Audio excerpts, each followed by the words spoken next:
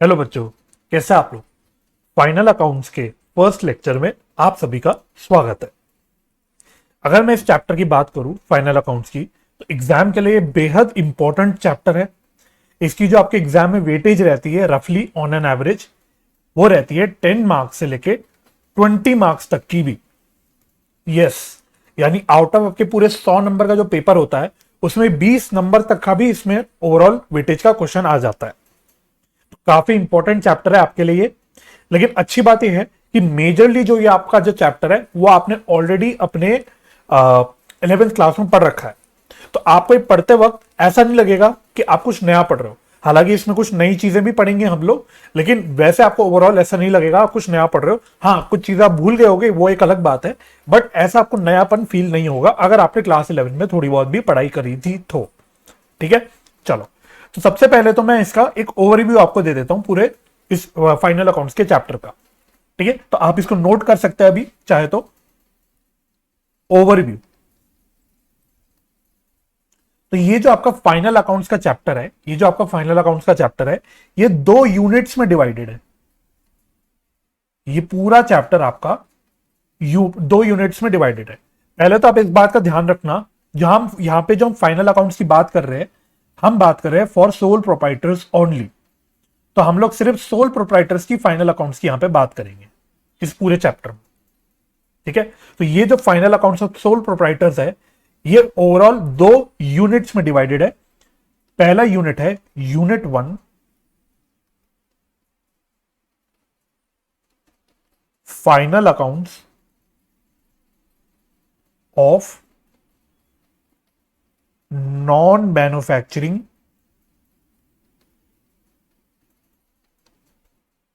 Entities.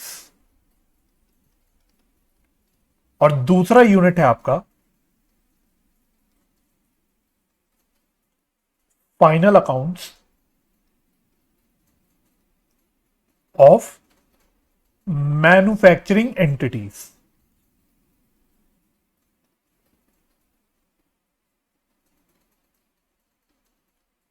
ठीक है जी। ध्यान रखना, दोबारा से बोल रहा हूं, मैन्युफैक्चरिंग एंटिटीज हो नॉन मैन्युफैक्चरिंग एंटिटीज हो, दोनों भी जो यूनिट है 1 एंड 2, दोनों बेस तो है सोल प्रोप्राइटर्स के, बट हमने सोल प्रोप्राइटर्स को बेसिकली 2 हिस्सों में बांट दिया। एक को हमने बोल दिया नॉन मैन्युफैक्चरिंग एंटिटीज, दूसरे को हमने बोल दिया मैन्युफैक्चरिंग एंटिटीज। तो जब हम यहां पे नॉन मैन्युफैक्चरिंग एंटिटीज की बात करेंगे, तो यहां पे जो हम कवर करेंगे वो करेंगे बेसिकली ट्रेडर्स को। हम यहां पे ट्रेडर्स को कवर करेंगे। ट्रेडर्स का मतलब क्या होता है? जो सामान एक तरफ से खरीदते हैं और दूसरी तरफ बेचते हैं, जो सामान खरीदने बेचने का काम करते हैं, उनको हम ट्रेडर्स बोलते हैं। ठीक है, तो जब हम नॉन मैन्युफैक्चरिंग एंटिटीज की बात करते हैं तो हम यहां पे ट्रेडर्स की बेसिकली बात करते हैं। और मैन्युफैक्चरिंग एंटिटीज क्या है? ये आपके लिए एक तो नई चीज है, इसमें मैं स्टार मार्क करता हूं, ये वाला पार्ट आपका नया है। तो अगर मैं वैसे बोलूं, यूनिट 1 आपके लिए पुराना है, जो आपका क्लास 11th पे है, पूरा क्लास 11th बेस्ड है आपका। लेकिन जो यूनिट 2 है final accounts of manufacturing entities, इसमें हम नई चीज पढ़ेंगे, ये आपने कभी पहले नहीं पढ़ा।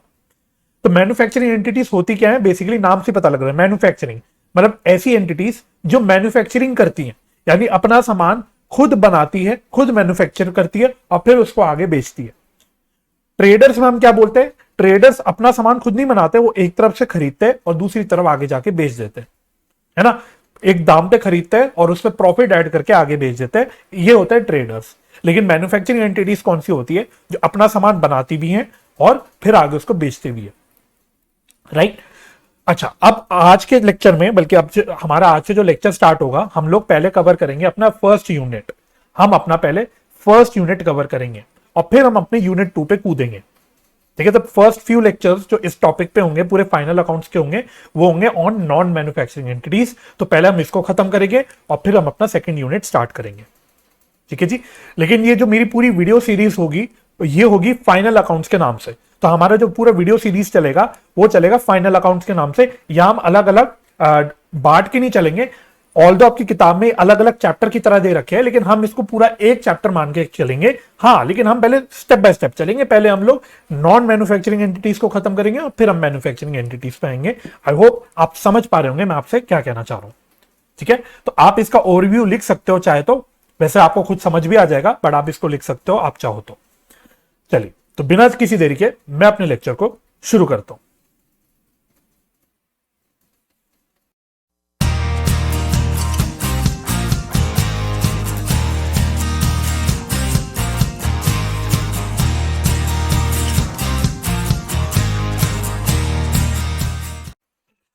तो चलिए, आप लोग फर्स्ट पेज पे हेडिंग डाल देना, final accounts of non manufacturing entities.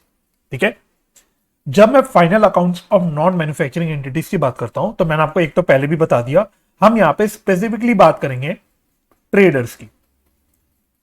हम यहां पे स्पेसिफिकली बात करेंगे ट्रेडर्स की। ठीक है जी। अच्छा, तो इसमें हमारा क्या सीन होता है, तो पहले आप इसको लिख लेना। जब हम नॉन मैन्युफैक्चरिंग एंटिटीज या ट्रेडर्स की बात करते हैं, तो ट्रेडर्स बेसिकली क्या बनाते हैं,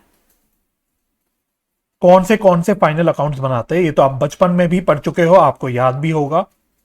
तो अब 3 बाइफर्केशन निकाल लो। पहला ये बनाते हैं ट्रेडिंग अकाउंट, पहला ये बनाते हैं ट्रेडिंग अकाउंट। ट्रेडिंग अकाउंट से हमारा निकलता है ग्रॉस प्रॉफिट या फिर gross loss.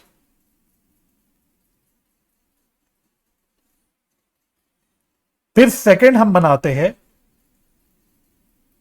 Profit and loss account.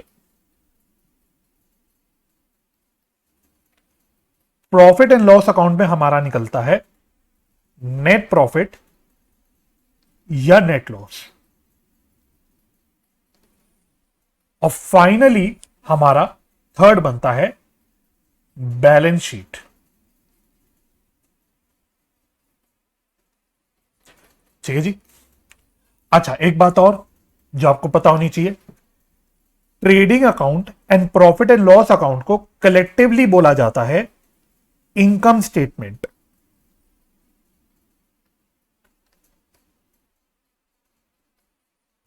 क्योंकि ये जो दोनों स्टेटमेंट होती है, trading account, profit and loss account, ये हमें बेसिकली प्रॉफिटेबिलिटी पोजीशन पता करने में हेल्प करती है कि बिजनेस की, एंटिटी की प्रॉफिटेबिलिटी पोजीशन कैसी है। ठीक है। और बैलेंस शीट को हम लोग बोलते हैं एक दूसरे नाम से भी पोजीशन स्टेटमेंट।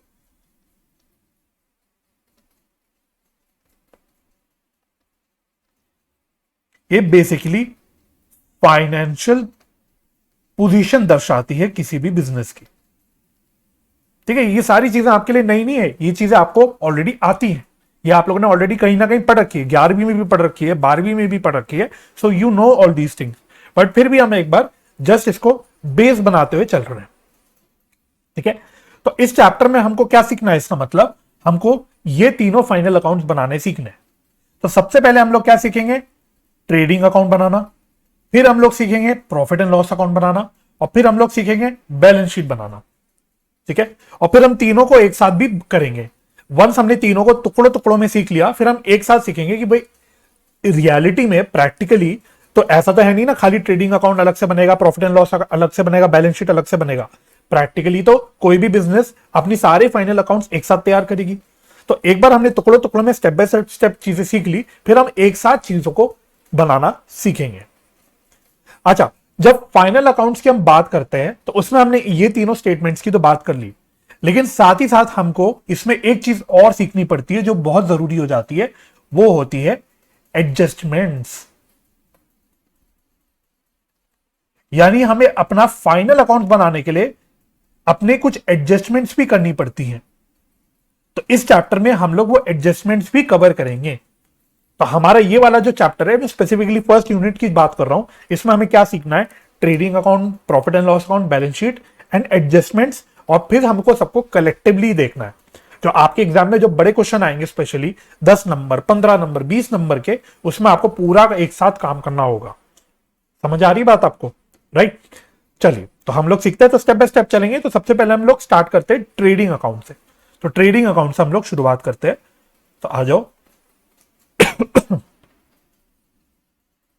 तो फर्स्ट हम लिखते हैं कि भाई ट्रेडिंग अकाउंट कैसे बनता है।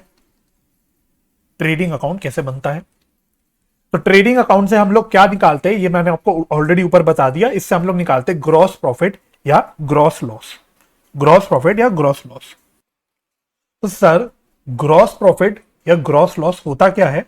तो पहले तो आप फर्स्ट एरो डाल के यही लिखो, what do you mean by gross profit, और ऑब्लिक करके लिख लेना ब्रैकेट में gross loss.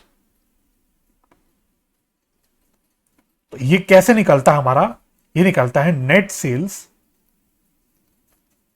Minus cost of good sold. Cost of good sold को ब्रैकेट में लिख लो सीओजीएस। इसको हम लोग कॉमनली शॉर्ट में बोलते हैं सीओजीएस। यहां पे नेट सेल्स का क्या मतलब होता है? नेट सेल्स का मतलब होता है सेल्स माइनस सेल्स रिटर्न। ठीक है जी। अच्छा, कॉस्ट ऑफ गुड्स सोल्ड का क्या मतलब होता है, या कॉस्ट ऑफ गुड्स सोल्ड कैसे निकलता है? तो इसका भी फॉर्मूला वैसे आप लोगों को पता ही है, तो लिख लो opening stock plus net purchases plus direct expenses minus closing stock. Okay, ये भी बात समझ गए हम लोग।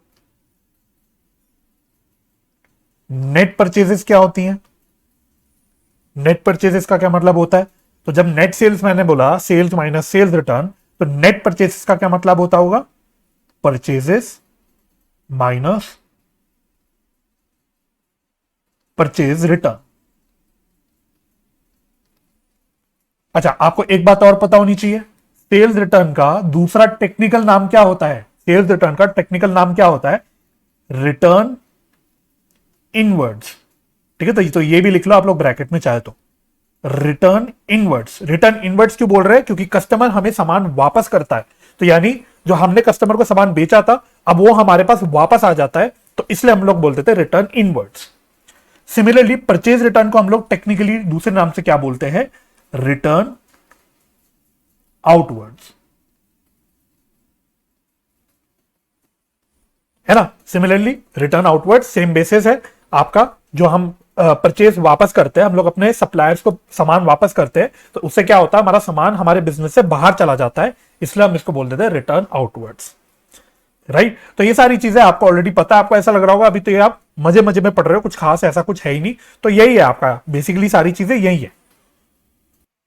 ठीक है, चलो एक चीज और लिख लेते हैं। तो अगला स्टार पॉइंट लिखना बहुत शॉर्ट शॉर्ट वे में लिख रहे हैं, ताकि आपको ऐसा ना लगे कि बहुत ज्यादा डिटेल में वही चीजें लिख रहे हैं जो हम बचपन से पढ़ते आ रहे हैं। एट द सेम टाइम आपको ऐसा भी ना लगे कि हम लोग शॉर्टकट मार रहे हैं।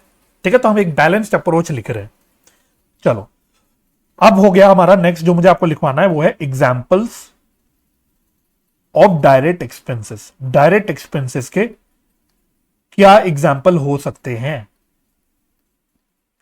जो कॉमनली आपके एग्जाम में आ जाते हैं, लेकिन ब्रैकेट में लिख लो नॉट एग्जॉस्टिव।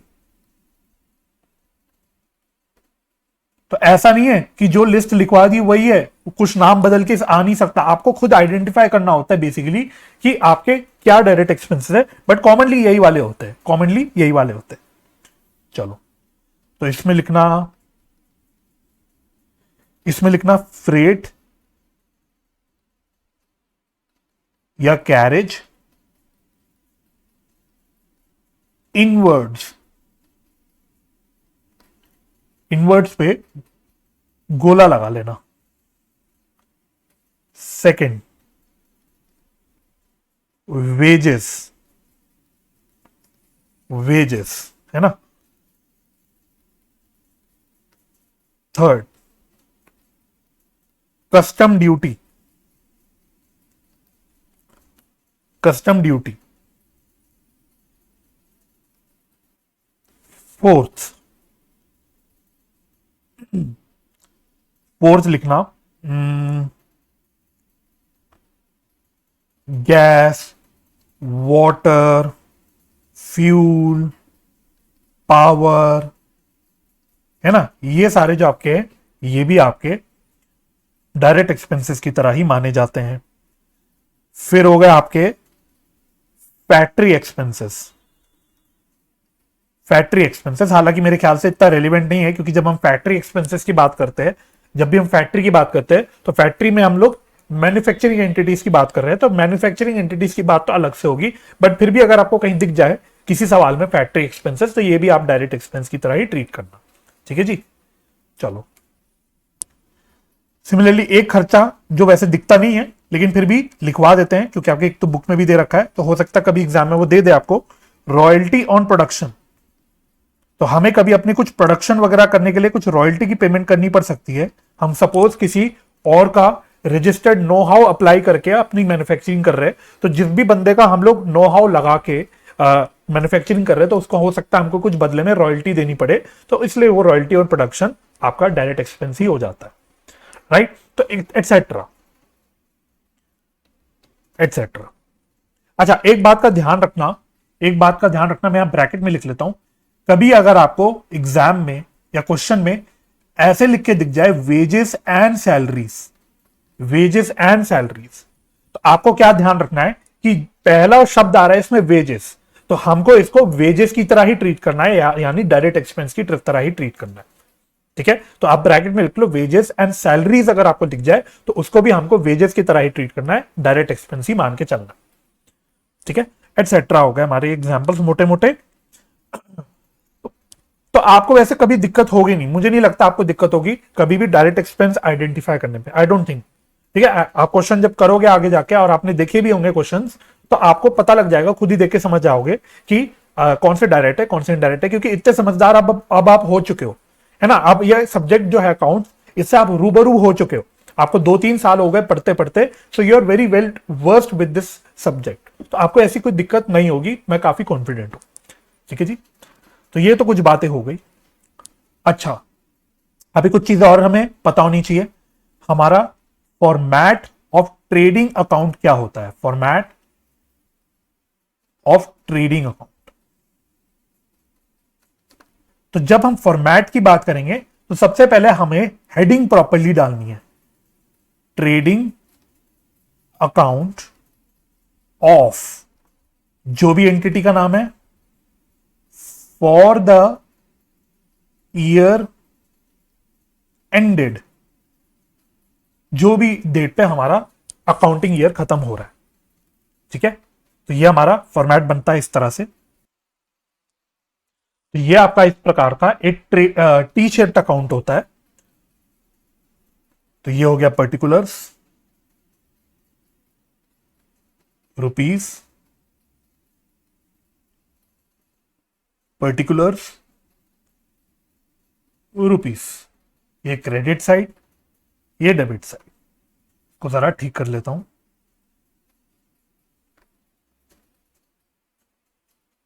चलो, तो भाई कैसा बनता है आपका ट्रेडिंग अकाउंट। तो मेरे को तो वैसे पूरा भरोसा है, इसका फॉर्मेट आपको आधी नींद में भी अगर कोई पूछेगा तो आपको याद होगा, मुझे पूरा यकीन है। फिर भी चाहे तो आप बना लो। तो यहां आता हमारा पहले टू ओपनिंग स्टॉक, फिर आती है हमारी परचेजेस। परचेजेस की बाहर अंदर हम लोग पहले ग्रॉस फिगर लिखते हैं, इसमें से हम लोग परचेज रिटर्न माइनस करते हैं, और बाहर जो हमारा आ जाता है वो आ जाता है नेट परचेजेस। ठीक है जी, इसके अलावा हमारे जो भी डायरेक्ट एक्सपेंसेस होते हैं वो हमारे यहां पे आ जाते हैं डायरेक्ट एक्सपेंसेस। ठीक है, लेकिन एक बात का ध्यान रखना, हम फॉर्मेट में तो बस शॉर्ट में डायरेक्ट एक्सपेंसेस लिख रहे हैं, लेकिन आपको इंडिविजुअली लिखने पड़ेंगे। जो जो भी डायरेक्ट एक्सपेंसेस है वो आपको इंडिविजुअली लिखने पड़ेंगे, तो आप लिख लो चाहे तो ब्रैकेट में। अच्छा अच्छा, अब आ जाओ अपने क्रेडिट साइड में। क्रेडिट साइड पे क्या क्या आता है, यहां लिखना बाय सेल्स। तो सबसे पहले सबसे जरूरी चीज, जिस चीज के लिए हमारा बिजनेस चल रहा है, सेल्स करने के लिए, तो सेल्स हमारा आ जाता है। तो इसकी भी पहले ग्रॉस सेल्स वाली फिगर आती है, इसमें से हम लोग सेल्स रिटर्न को माइनस करते हैं, तो बाहर हमारा क्या आ जाता है अल्टीमेटली, नेट सेल्स। इसके अलावा फिर लास्टली हमारा आता है by closing stock. By closing stock. अब क्लोजिंग स्टॉक के ऊपर मैं आपके साथ अलग से चर्चा करूंगा, बट हाँ क्लोजिंग स्टॉक हमारा मोटा मोटा तो फॉर्मेट में आता है। ठीक है, तो मैं जरा इसको एक्सटेंड कर दूं थोड़ा सा।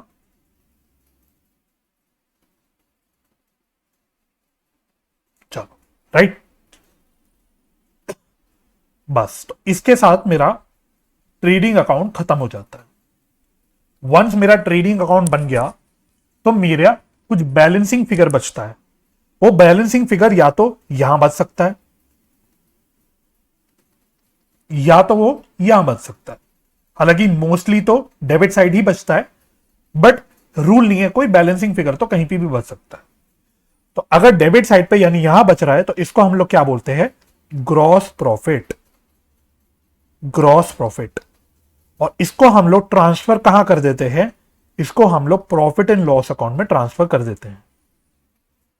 सिमिलरली अगर मेरा बैलेंसिंग फिगर क्रेडिट साइड यानी यहां बच जाए तो इसको हम लोग बोलते हैं ग्रॉस लॉस। और इसको भी हम लोग कहां ट्रांसफर कर देते हैं, पीएनएल अकाउंट में, प्रॉफिट एंड लॉस अकाउंट में। ठीक है, तो ये है आपका ट्रेडिंग अकाउंट का फॉर्मेट जो आप लोग बचपन से सीखते आ रहे हो। सिंपल है, सिंपल है। चलो, तो ये एक बात हो गई। अब मैं आपके साथ अगला एरो पॉइंट डिस्कस करूंगा। तो ये फॉर्मेट आप लोग चाहे तो बना लेना, मतलब बना ही लेना, बेटर होगा। इवन अगर आपको अच्छे से आता होगा फॉर्मेट तब भी बना लेना। ठीक है, चलो अब नेक्स्ट एरो। नेक्स्ट एरो,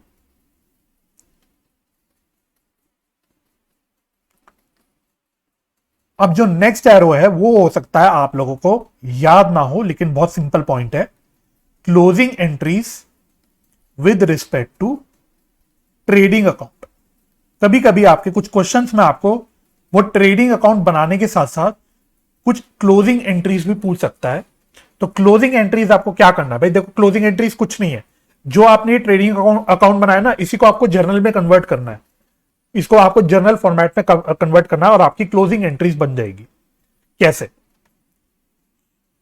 तो लिखना है इसको, एक एक करके लिखते हैं। फॉर ओपनिंग स्टॉक,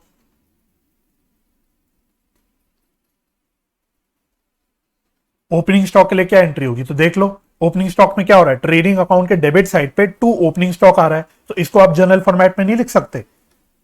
क्या हो जाएगा, trading account debit to opening stock.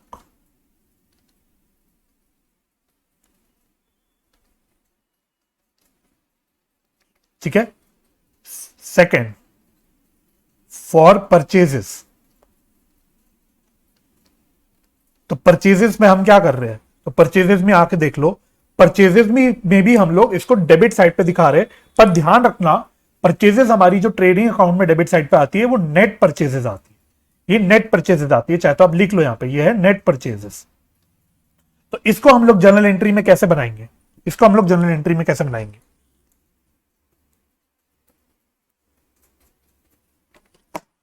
इसको आप लोग लिखना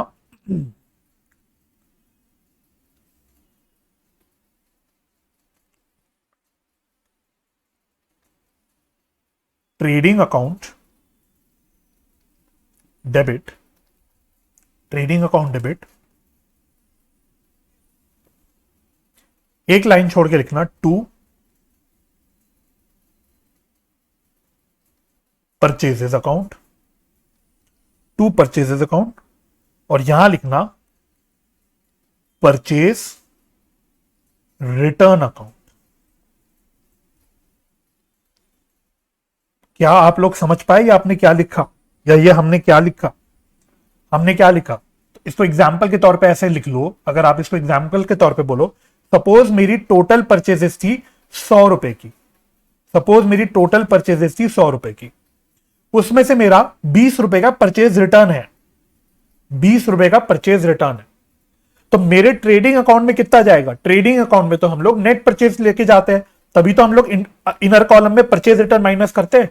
टोटल परचेज में से अगर मेरी टोटल 100 रुपए की परचेज है, उसमें से 20 रुपए का अगर मेरा परचेज रिटर्न है, तो मेरा जो बाहर जाता है ट्रेडिंग अकाउंट में वो कितना जाता है, 80 रुपीज जाता है, यानी नेट परचेज जाता है। बस इसी को मैं जर्नल एंट्री फॉर्म में लिख रहा हूं। तो अगर 100 रुपए की ग्रॉस परचेज है और 20 रुपए का परचेज रिटर्न है, तो अल्टीमेटली मेरे ट्रेडिंग अकाउंट में कितना जाएगा, 80 रुपीज जाएगा। ठीक है, तो इसलिए हमारी अकॉर्डिंगली ये वाली एंट्री बन गई। चलो जी, थर्ड, और क्या आइटम आता है हमारे ट्रेडिंग अकाउंट में, डायरेक्ट एक्सपेंसेस। डायरेक्ट एक्सपेंसेस, तो इसकी एंट्री क्या लिखेंगे हम लोग, तो ये भी ट्रेडिंग अकाउंट में डेबिट ही तो हो रही है, तो trading account debit to direct expenses, to direct expenses. But यहां पे भी ध्यान रखना, ये हम लोगों को इंडिविजुअली लिखना होगा, ये हमें इंडिविजुअली लिखना होगा। ये आ गया। फोर्थ,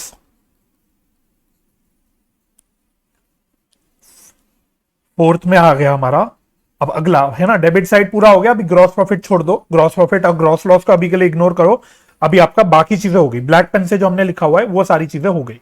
अब हम लोग क्रेडिट साइड पे आ जाते हैं, तो सबसे पहले सेल्स की बात करते हैं। सेल्स, तो सेल्स में भी बिल्कुल सेम बेसिस पे चलना। सेल्स में भी हमारी वही बात है, जो बाहर हमारी ट्रेडिंग अकाउंट में फिगर आती है वो क्या आती है, वो आती है नेट सेल्स। ये आती है हमारी नेट सेल्स, है ना। इनर कॉलम में हम लोग ग्रॉस सेल्स लेते हैं, उसमें से सेल्स रिटर्न माइनस करते हैं और बाहर हमारी आ जाती है नेट सेल्स। तो अगेन इसकी अगर मैं जर्नल एंट्री बनाऊं तो क्या एंट्री बनेगी, तो इसको लिखना sales account debit to sales return account to trading account. तो सेम अगर आप मैं एग्जांपल लूं, अगर मैं कह रहा हूं सेल्स मेरी हुई है 100 रुपए की और सेल्स रिटर्न उसमें से है 20 रुपए की, तो मेरे ट्रेडिंग अकाउंट में फाइनली क्या फिगर आएगी, नेट सेल्स की 80 रुपीज की। ठीक है जी, तो आप लोग, मैं उम्मीद करता हूं समझ पा रहे होंगे। फिफ्थ लिखना क्लोजिंग स्टॉक। ठीक है, तो क्लोजिंग स्टॉक पे मैं अभी इसके बाद एक अलग से कुछ चर्चा करूंगा, है ना। अभी खाली आप लोग लिख लो, तो क्लोजिंग स्टॉक की क्या एंट्री होती है, closing stock account debit to trading account.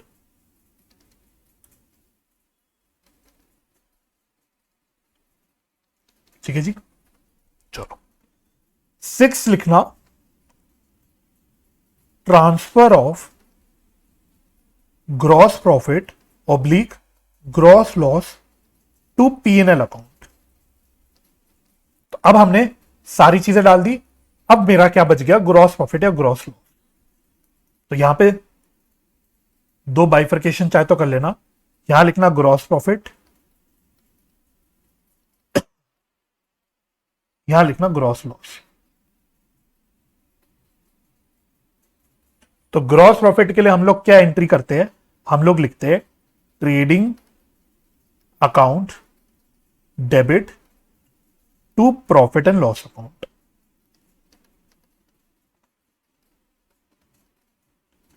और ये ग्रॉस प्रॉफिट जो भी हमारा ट्रेडिंग अकाउंट में बचता है वो प्रॉफिट एंड लॉस अकाउंट में ट्रांसफर हो जाता है। अब आप लोगों का एक कंफ्यूजन आ सकता है जो मैं पहले ही डिस्कस कर लेता हूं। अब यहां पे हम ऑल दो लिख देते हैं टू ग्रॉस प्रॉफिट, यहां पे हम ऑल दो लिख देते हैं टू ग्रॉस प्रॉफिट, लेकिन इसका मतलब ये नहीं है कि हम ग्रॉस प्रॉफिट का कोई लेजर अकाउंट खोल रहे हैं, कोई ग्रॉस प्रॉफिट अकाउंट खोल रहे हैं, नहीं, ये तो हम यहां पे दिखाने के लिए लिख देते हैं। बट इन रियलिटी हम टू ग्रॉस प्रॉफिट नहीं कर रहे होते, हम कोई ग्रॉस प्रॉफिट का अकाउंट नहीं खोल रहे होते, हम ये डायरेक्टली यहां पे पीएनएल अकाउंट में ही ट्रांसफर कर रहे होते हैं। तो एसेंशियली यहां पे आपको लिखना क्या चाहिए, या आप क्या लिख सकते हो, to profit and loss account, और ब्रैकेट में ग्रॉस प्रॉफिट लिख सकते हो, है ना। इसलिए मैंने यहां पे लिखा था ब्रैकेट में transfer to profit and loss account. Similarly जब यहां पे मैंने लिखा बाय ग्रॉस लॉस, तो इसका मतलब ये नहीं कि हम ग्रॉस लॉस का कोई अकाउंट खोल रहे हैं। इन रियलिटी हम यहां पे क्या कर रहे हैं, हम लोग पीएनएल अकाउंट में ही इसको ट्रांसफर कर रहे हैं। तो यहां पे एसेंशियली हमको क्या लिखना चाहिए, by profit and loss account, और ब्रैकेट में लिखना चाहिए ग्रॉस लॉस। ठीक है, लेकिन एज अ कॉमन प्रैक्टिस हम directly gross profit gross loss भी लिख देते हैं, तो जो कि गलत नहीं है, और इसको हम एसेंशियली ट्रांसफर कर देते हैं पीएनएल अकाउंट। ठीक है जी, तो बस जब एंट्री बनाएंगे तो एंट्री में आप आंख बंद करके यहां पे ग्रॉस प्रॉफिट ग्रॉस लॉस मत लिख देना। ठीक है, क्योंकि ग्रॉस प्रॉफिट ग्रॉस लॉस का टेक्निकली कोई अकाउंट नहीं खोलते हम लोग अलग से, ठीक है। Similarly net profit net loss का भी हम कोई अलग से अकाउंट नहीं खोलते, वो भी आगे जाके डिस्कस करेंगे, ठीक है। तो ये आपको बात का ध्यान रखना है, राइट। चलो, तो ये हमारा ट्रांसफर हो गया प्रॉफिट एंड लॉस अकाउंट में। और अगर ग्रॉस लॉस होगा, जो कि कम ही होता है लेकिन हो सकता है, तो हम लोग क्या एंट्री करेंगे, profit and loss account debit to trading account, ठीक है जी। ये हो गया हमारा खत्म। तो ये आपकी हो गई क्लोजिंग एंट्रीज, ठीक है। अकाउंट मोस्टली तो एग्जाम में अकाउंट ही आता है, लेकिन अगर आपसे एंट्रीज पूछ ले वो क्लोजिंग एंट्रीज बताओ, तो ये आपको एंट्रीज करनी होती है। तो ये आपको हो सकता है थोड़ा सा नया भी लगा हो। चलो जी, अब नेक्स्ट एरो जो मैं 2-3 बार आपके साथ बोल चुका, डिस्कस कर चुका कि क्लोजिंग स्टॉक के ऊपर मैं आपके साथ कुछ अलग से चर्चा करूंगा, तो वो हम लोग कर लेते हैं, ठीक है। इसमें मुझे पहला जो आपके साथ लिखना है, जो आपको ऑलरेडी पता है, तो पहला बुलेट पॉइंट लिखना, closing stock is valued at cost और एनआरवी यानी net realisable value whichever is lower. तो इसके ऊपर चर्चा करना दोबारा से, मतलब आप लोगों की काबिलियत पे शक करना, क्योंकि आप लोग इन्वेंट्री का पूरा एक सेपरेट चैप्टर पढ़ चुके हो जिसमें इसके ऊपर हम लोग चर्चा कर चुके हैं। तो इसको मैं अब डिस्कस नहीं करूंगा, हालांकि हम यहां पे लिख लेंगे। जो डिस्कशन मुझे करना है वो अलग से आपको नेक्स्ट बुलेट पॉइंट में करना है, जो आपको ध्यान से लिखना है। तो लिखो, इसमें लिखना, generally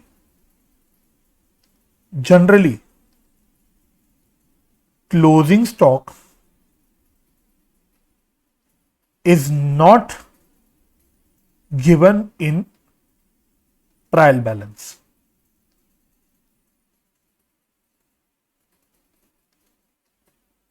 It is given below the trial balance as additional information.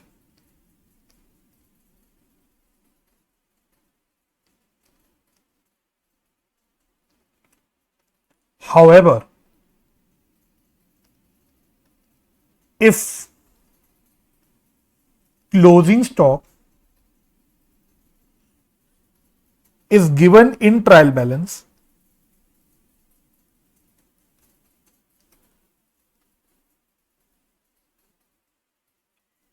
it means it has been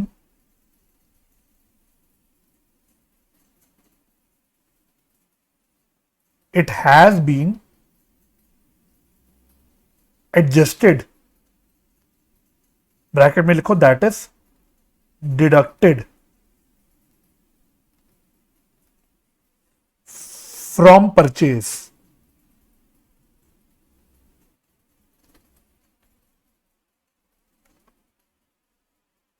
as per following journal entry.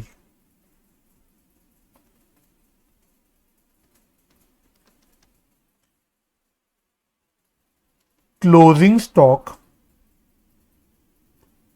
Account debit to purchase account.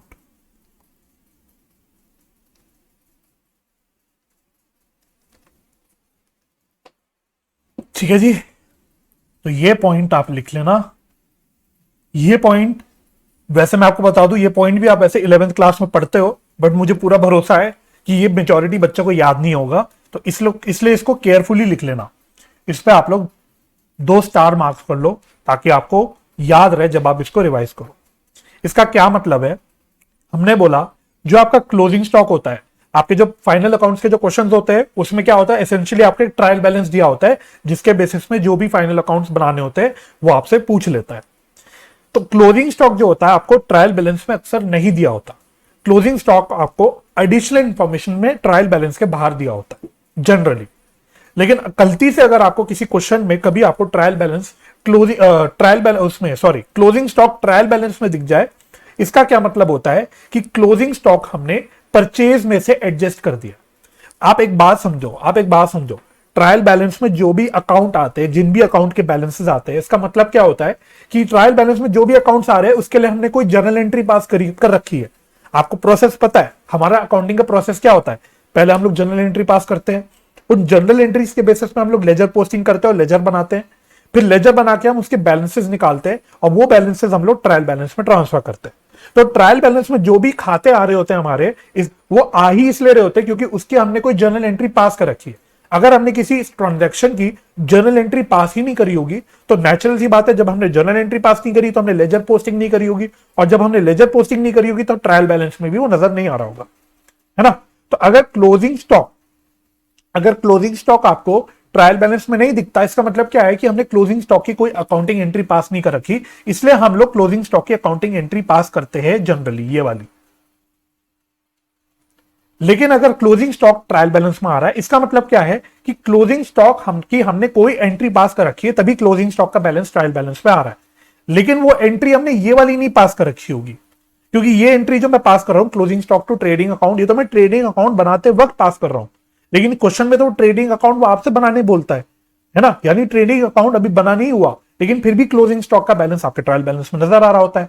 इसका मतलब क्या है कि एसेंशियली हमने क्या एंट्री पास कर रखी होगी? हमने closing stock to trading account नहीं, closing stock to purchase account की वाली एंट्री पास कर रखी होगी। इन अदर वर्ड्स, इसको दूसरे भाषा में बोल देते हैं कि क्लोजिंग स्टॉक को परचेज में से हमने एडजस्ट कर रखा होगा। इसलिए जो आपका परचेज अकाउंट नजर आ रहा होगा ट्रायल बैलेंस में, वो होगा एडजस्टेड परचेज। इसको हम लोग बोल देते हैं एडजस्टेड परचेज,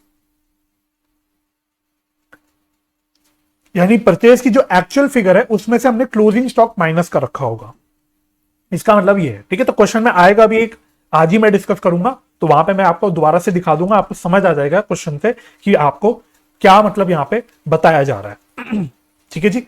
बट आपको इस बात का ध्यान रखना है, क्रक्स क्या है सारे डिस्कशन का, कि अगर क्लोजिंग स्टॉक ट्रायल बैलेंस में नजर आ रहा है, it means it has been adjusted from purchase account, and that means purchase account appearing in your trial balance is the adjusted purchase. इस बात का आपको ध्यान रखना है। तो ये आप लोग नोट कर लो चाहे तो इस प्रकार से, कि जो हमारा ट्रायल बैलेंस में परचेज अकाउंट आ रहा होगा वो क्या होगा? वो होगा एडजस्टेड परचेज। ठीक है, चलो, तो आई होप ये वाला पॉइंट आपको समझ आ गया होगा। ये लिखने के बाद अगला पॉइंट लिखना, अगला बुलेट पॉइंट लिखना, 10 if closing stock is given in trial balance,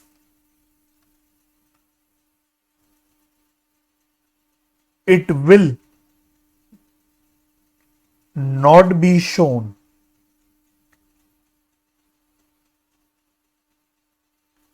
on the, sorry, in the, on the nahi, in the, it will not be shown in the trading account separately.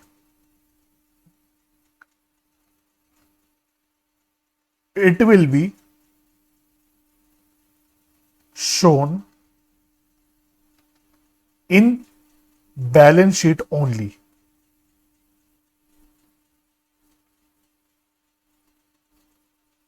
ठीक है, तो ये भी आपको याद रखना है। तो अगर क्लोजिंग स्टॉक आपके ट्रायल बैलेंस में दे रखा है, तो क्योंकि हमने बोला वो ऑलरेडी परचेस में से माइनस हो रखा है, इसलिए हम लोग इसको ट्रेडिंग अकाउंट में अलग से नहीं दिखाते, हम लोग इसको बैलेंस शीट में सीधा लेके जाते हैं। ठीक है, तो समझा देता हूं मैं इस बात को, नहीं तो आपको ऐसा लगेगा आपने रट लिया। देखो, आपको नोट नहीं करना, सिर्फ सुन लेना मेरी बात को, समझ आ जाएगा, सिंपल है वैसे। तो मैं बोल रहा हूं, अगर आपको सपोज क्लोजिंग स्टॉक दे रखा है, क्लोजिंग स्टॉक दे रखा है सपोज 10,000 का, और परचेजेस भी आ रहे हैं आपके ट्रायल बैलेंस में सपोज 90,000 की, 90,000 की। ठीक है, इसका क्या मतलब है? इसका मतलब यह है, हमने बोला कि जो क्लोजिंग स्टॉक है वो परचेज में से माइनस हो रखा है, परचेज में से माइनस हो रखा है, यानी कि इन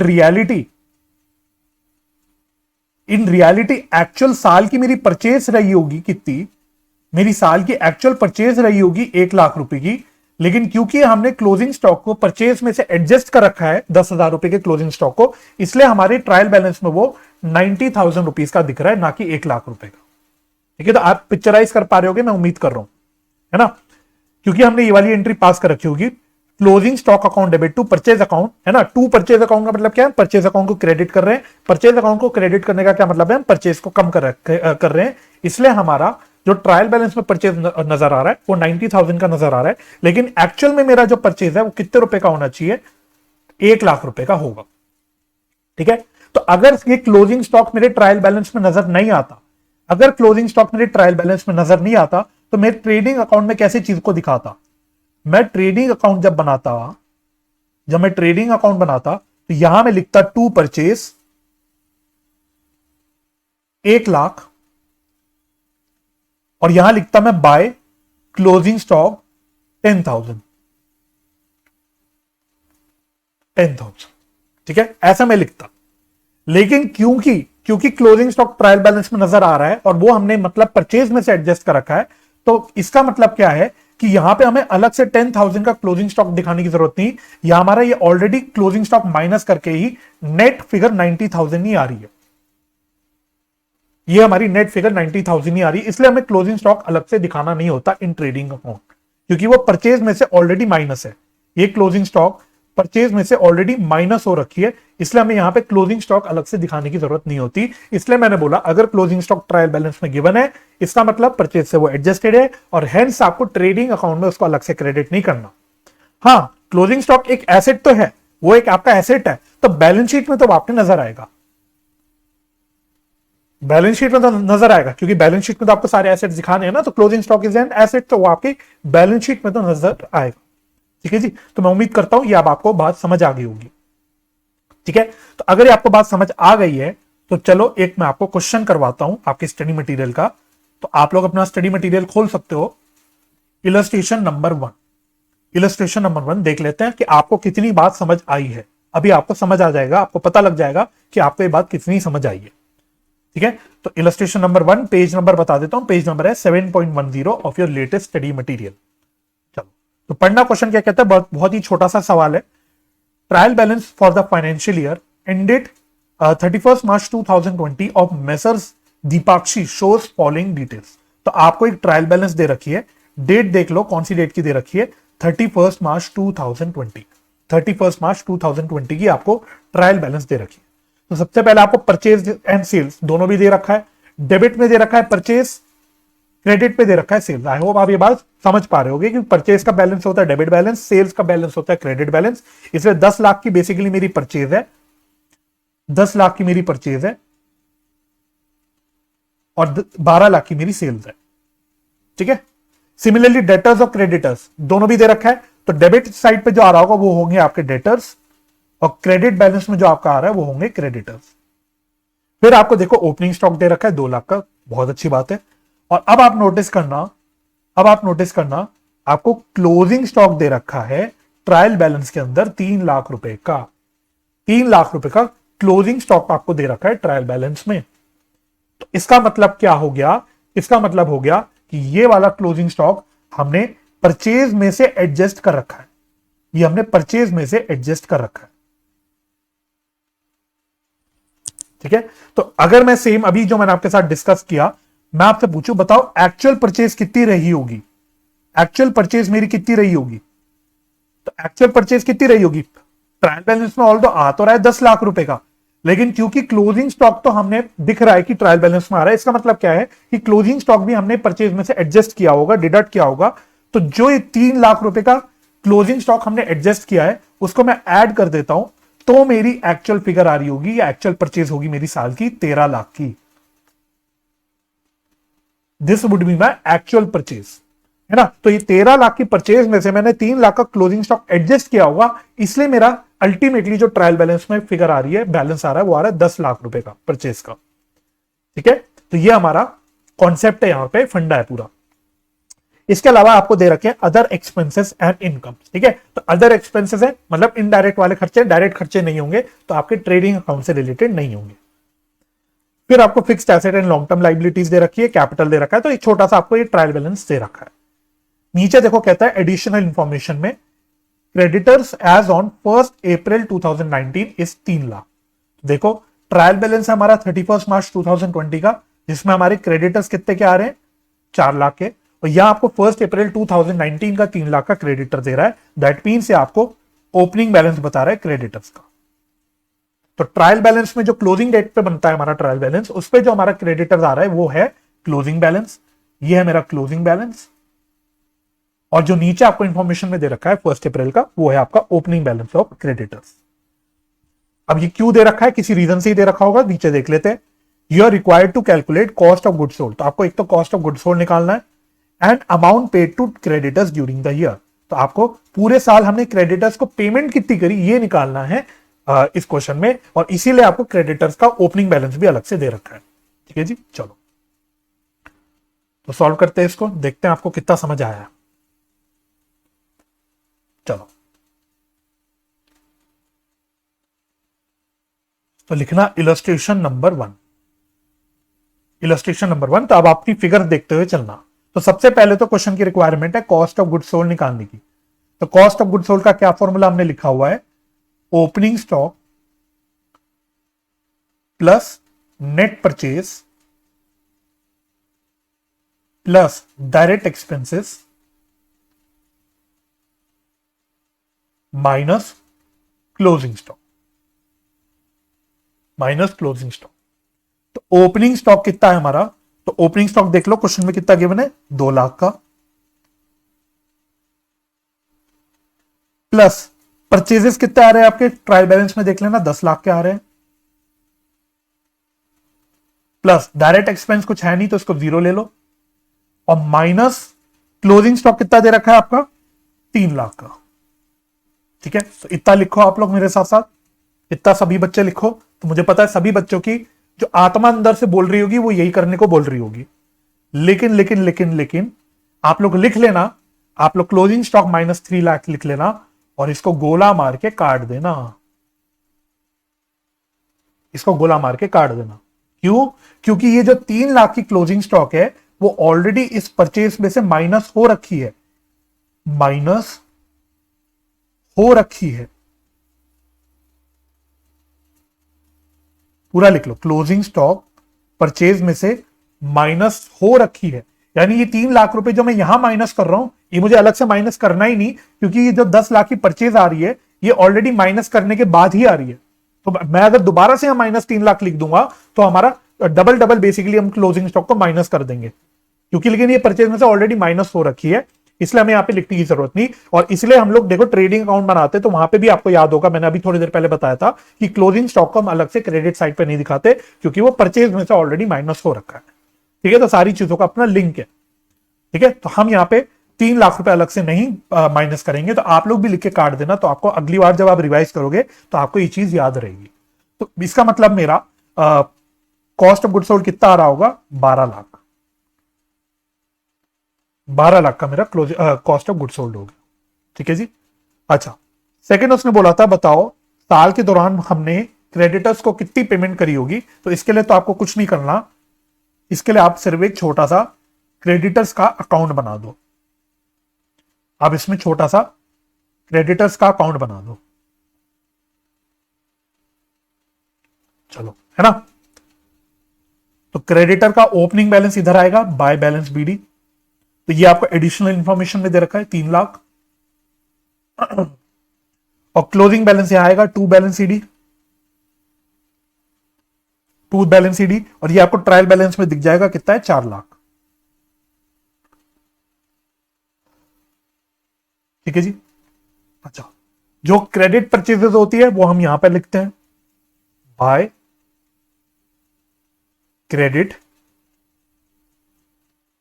परचेजेस, है ना। और एक हमारी जनरल अजम्पशन होती है, एक स्टैंडर्ड अजम्पशन होती है, जो भी परचेज सेल्स गिवन होती है अगर वो स्पेसिफिकली कैश परचेज या कैश सेल ना गिवन हो तो हम उसको क्रेडिट सेल या क्रेडिट परचेज ही मानते हैं। इसका मतलब इस क्वेश्चन में जो आपको परचेज दे रखी है वो हम मानेंगे कि भाई वो क्रेडिट परचेज ही होगी। या तो वो कैश और क्रेडिट का बाइफर्केशन दे दे तो उससे बढ़िया तो कुछ नहीं, लेकिन जब कुछ गिवन नहीं होता तो हम हमेशा क्रेडिट ही मानते हैं। ये एक हमारी अकाउंट्स में स्टैंडर्ड अजम्पशन हमेशा रहती है। ठीक है, ओके। तो क्रेडिट परचेज आपको क्वेश्चन में कितनी गिवन है, तो ट्रायल बैलेंस में देखना वो आपको गिवन है 10 लाख रुपए, तो आप लिख दोगे 10 लाख, तो लिखो, आप लोग भी लिखो 10 लाख रुपए, यहां पे लिखो 10 लाख रुपए। ठीक है, मैं उम्मीद करता हूं सभी बच्चों ने यहाँ पे 10 लाख रुपए लिखा होगा। अगर आपने नहीं लिखा होगा तो मैं आप लोगों से बहुत निराश हो जाऊंगा। तो आप लोग भी यहाँ पे 10 लाख रुपए लिखना। ठीक है, और 10 लाख रुपए लिखने के बाद अपने गाल पे एक चांटा मारना, अपने गाल पे एक चांटा मारना और फिर इसको काट देना। ठीक है, अपने गाल पे चांटा मार के काटना। ठीक है, चांटा याद रहना चाहिए आपको अपना, तो इसको चांटा मारो अपने गाल पे और इसे काट दो। क्यों काटना है, क्योंकि अभी मैंने थोड़ी देर पहले जब क्वेश्चन डिस्कस किया था तो मैंने क्या बोला था, हमारी एक्चुअल परचेज कितनी हुई होगी साल में, क्या 10 लाख रुपए की हमारी साल की परचेज है? नहीं भाई, 10 लाख तो हमारा 3 लाख का क्लोजिंग स्टॉक माइनस करने के बाद आ रहा है। एक्चुअल परचेज तो मैंने कितनी का रखी होगी पूरे साल में, 13 लाख की। तो एक्चुअल परचेज मेरी कितनी आएगी भाई, क्रेडिटर में तो मेरी एक्चुअल परचेज जाएगा ना। क्रेडिटर को क्या मतलब, क्रेडिटर थोड़ी बोलेगा कि भाई तुमने क्लोजिंग स्टॉक से एडजस्ट कर रखा है। क्रेडिटर तो अपने खाते में पूरा लेगा, पूरा साल का कितना परचेज हुआ है। तो यहां पे हम कितना परचेज लेंगे, हम यहां पे लेंगे 13 लाख का परचेज। और ये 13 लाख का परचेज आया कैसे, तो वो तो चाहे आप यहीं पे ब्रैकेट में लिख भी सकते हो। 10 लाख का जो गिवन परचेज है प्लस जो हमने क्लोजिंग स्टॉक की एडजस्टमेंट कर रखी है वो हमने एड बैक किया, तो उससे हमारा सही वाला क्रेडिट परचेज आया। ठीक है जी, तो ये आपका सही बनेगा। तो अब देख लो, तो टोटल कितना आ रहा है, 16 लैक्स। हाँ 16 लैक्स। और आपका जो बैलेंसिंग फिगर बच रहा है वो इधर बच रहा है। ये आपका बैलेंसिंग फिगर बच रहा है यहां पे कितने रुपए का, 12 लाख का। ये क्या होगा, ये होगा साल में मैंने कितना पेमेंट करा क्रेडिटर्स को। ठीक है, this is my balancing figure. तो क्या इतना लिख के काम हो गया हमारा? नहीं, आंसर लिखोगे नीचे एक स्टेटमेंट में जो क्वेश्चन ने पूछा था therefore amount paid to creditors during the year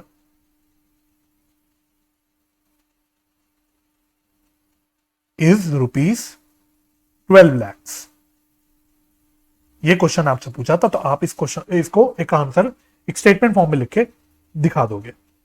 ठीक है जी, तो मैं उम्मीद करता हूं इसके साथ आपको ये पूरा कॉन्सेप्ट अच्छे से समझ आ गया होगा। चल,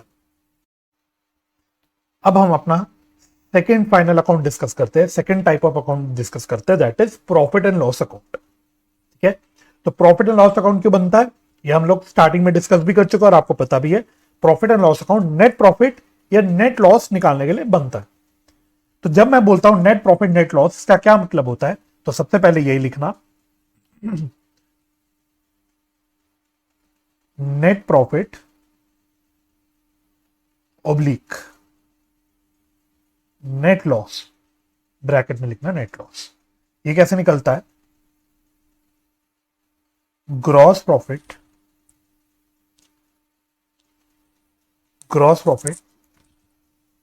plus indirect income minus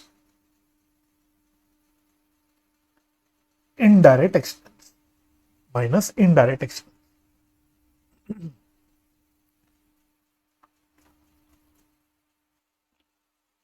end of course अगर ग्रॉस प्रॉफिट की जगह ग्रॉस लॉस है तो हम माइनस में ले लेंगे ग्रॉस लॉस। ठीक है, तो ये बात तो समझते होंगे आप।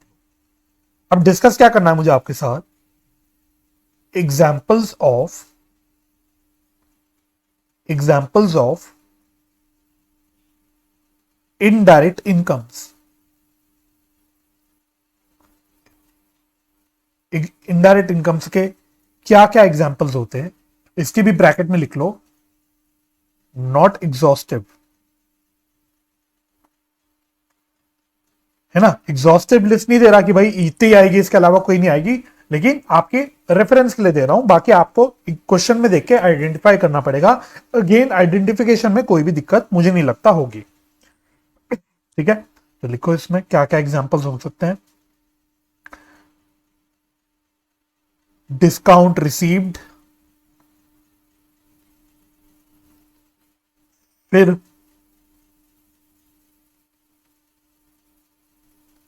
Commission received,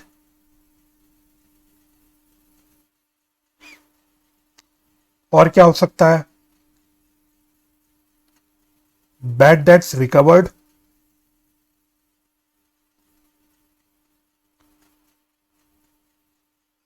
rent received,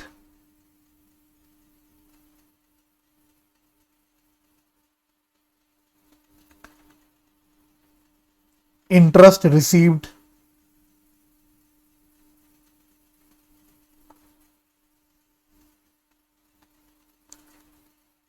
gain on sale of asset oblique investments,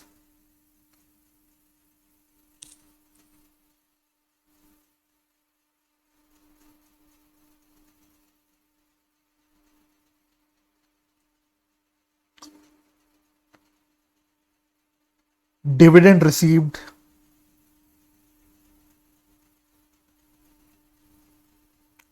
etcetera. ठीक है, तो ये हो गए आपके indirect incomes. Examples of indirect expenses. जब इनडायरेक्ट इनकम्स की बात कर ली तो हम लोग इनडायरेक्ट एक्सपेंसेस की भी बात कर लेते हैं। इसके क्या एग्जांपल होते हैं, तो इसमें भी लिख लो नॉट एग्जॉस्टिव। ठीक है, तो लिखवा रहा हूं भाई, मैं डिस्क्लेमर दे रहा हूं। कल को कोई दूसरा इनकम या दूसरा एक्सपेंस दिख जाए और आप बोलो कि सर आपने तो लिखवाया ही नहीं था, इसलिए मैं डिस्क्लेमर देके चल रहा हूं, नॉट एग्जॉस्टिव। आपको अपनी थोड़ी सी अकल यूज करनी पड़ सकती है। चलो, तो क्या हो गया, फर्स्ट लिखो। इसके तो भाई बहुत है यार, देखो इनडायरेक्ट एक्सपेंसेस के तो इतने एग्जांपल्स है, पेज भर जाएगा आपका पूरा लिखते लिखते। सैलरीज है ना, सबसे कॉमन जो होता है सैलरीज, और इसके भी ब्रैकेट में लिख लो salaries and wages, salaries and wages. ठीक है, तो अगर आपको एग्जाम में कभी कोई क्वेश्चन में सैलरीज एंड वेजेस लिख के दे दे, यानी सैलरीज वर्ड पहले हो वेजेस वर्ड बाद में हो, तो आपको इसको नॉर्मल सैलरीज यानी इनडायरेक्ट एक्सपेंस की तरह ट्रीट करना है। वेजेस में मैंने क्या बोला था, जब वेजेस एंड सैलरीज लिखा हो यानी पहले वर्ड में वेजेस आ रहा हो, तो उसको हम लोग पे डायरेक्ट एक्सपेंस की तरह ट्रीट करते हैं। ठीक है, तो कभी कभी क्वेश्चन आपको फालतू में चालाकी करने की कोशिश करता है आप लोगों के साथ, तो हमको पता होना चाहिए कि किस चीज की क्या ट्रीटमेंट है। राइट, चलो। अच्छा, और क्या हो सकता है, ऑफिस रेंट। ठीक है, printing and stationery,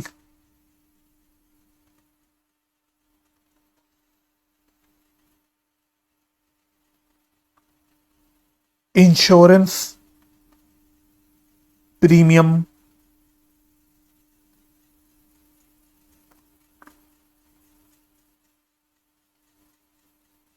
internet and telephone expenses,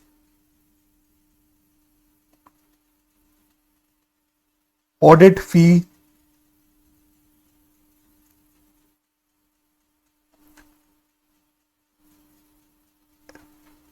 electricity charges, बहुत हो सकते हैं, postage and courier,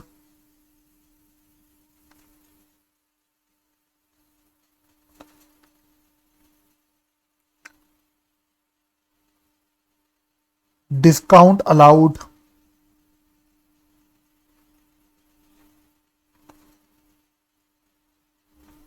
bad debt,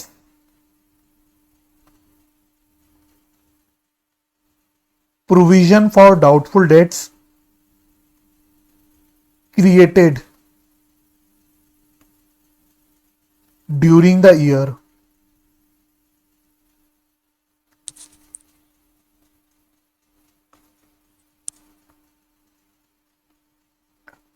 advertisement,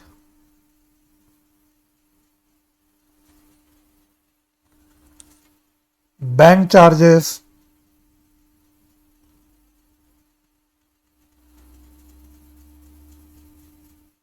interest paid,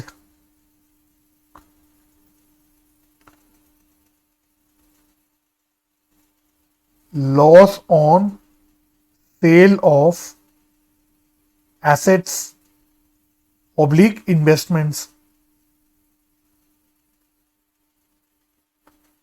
etcetera. ठीक है, मैं सारे नहीं लिखवा रहा, नहीं तो बेफालतू में टाइम वेस्ट है। एटसेट्रा लिख लो, और भी हो सकते हैं, बाकी आप देख के समझ जाओगे कि कौन से इनडायरेक्ट है कौन से डायरेक्ट है। मेरे को नहीं लगता आपको कोई भी तकलीफ होगी। ठीक है, तो मोटे मोटे मैंने आपको एग्जांपल्स लिखवा दी। चलो जी, अब नेक्स्ट क्या करें? Format profit and loss account का फॉर्मेट कैसे बनाना होता है ये लिख लो। तो सबसे पहले हेडिंग प्रॉपरली डालनी है, profit and loss account of जिस भी एंटिटी का बना रहे हो फॉर द ईयर एंडेड, जिस भी डेट पे हमारा अकाउंटिंग ईयर खत्म हो रहा है। तो इसका फॉर्मेट बना लेते हैं फटाफट से। चलिए, तो ये भी एक आपका नॉर्मल टी शेप बनता है। तो यहां आ गया पर्टिकुलर्स, ये है डेबिट साइड, रुपीस, यहां भी पर्टिकुलर्स, रुपीस, क्रेडिट साइड। सबसे पहले हमारा जो ट्रेडिंग अकाउंट से ग्रॉस प्रॉफिट या ग्रॉस लॉस होता है वो आ जाता है। अगर ग्रॉस प्रॉफिट है तो यहां जाता है, लिख लो चाहे तो transfer from trading account.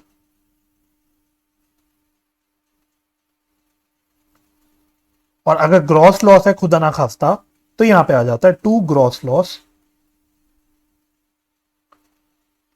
Transferred from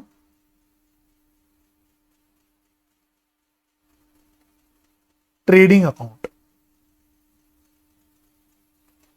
ठीक है जी, इसके बाद सारे आपके इनडायरेक्ट खर्चे डेबिट साइड पे आ जाते हैं। टू इनडायरेक्ट एक्सपेंसेस, और आपको ये क्लब करके नहीं लिखना, आपको इंडिविजुअली लिखना है। तो लिख लो ब्रैकेट में इंडिविजुअली। सिमिलरली जो आपके इनडायरेक्ट इनकम्स है वो क्रेडिट साइड पे आ जाते हैं बाय इनडायरेक्ट इनकम्स। ये भी याद रखना, हमको इंडिविजुअली दिखाना होता है।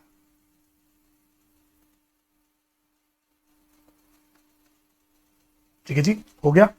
तो बस आपने ग्रॉस प्रॉफिट डाल दिया या ग्रॉस लॉस ट्रांसफर कर दिया, इनडायरेक्ट खर्चे इनडायरेक्ट इनकम डाल दिया। इसके बाद आपका अब बैलेंसिंग फिगर बचेगा। तो वो बैलेंसिंग फिगर वो या तो यहां बचेगा, वो या तो यहां बचेगा, है ना। तो बैलेंसिंग फिगर बचने से पहले क्लोज कर देता हूं अकाउंट को। तो आप अकाउंट को क्लोज करोगे तो जो भी साइड आपका बैलेंसिंग फिगर बचेगा वहां पे आप बैलेंसिंग फिगर डाल दोगे। तो या तो यहां पे है या यहां पे है।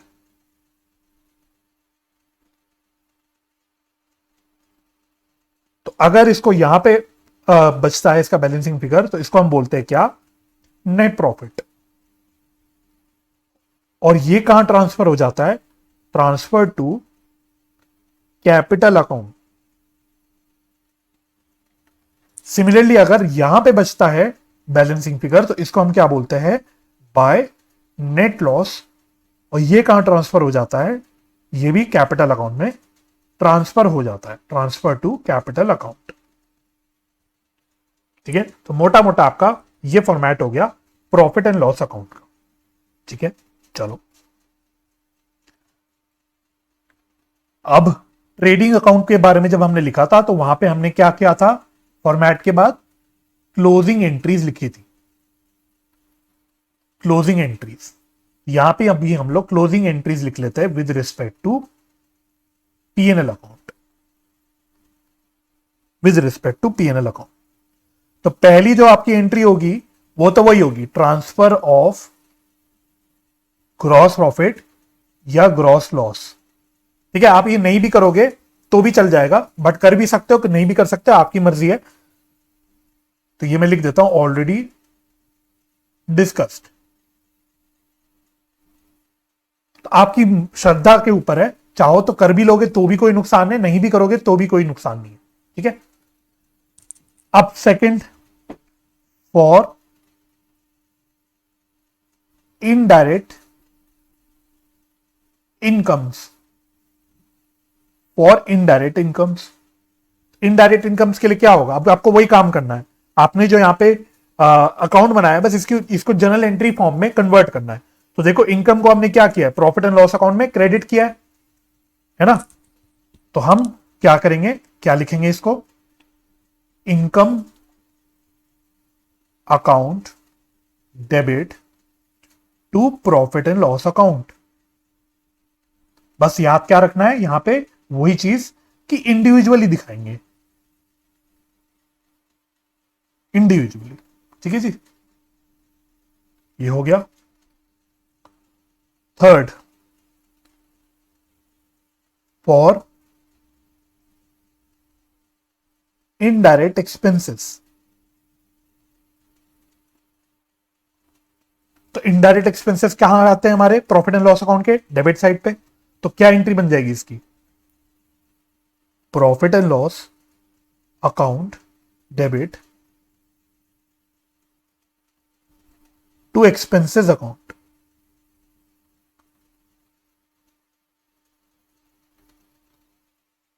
ठीक है जी। बस अब आपका क्या बचा, net profit and net loss. Net profit या नेट लॉस, तो यहां पे वही दो बाइफर्केशन कर लो। तो अगर नेट प्रॉफिट है तो क्या एंट्री करोगे, नेट लॉस है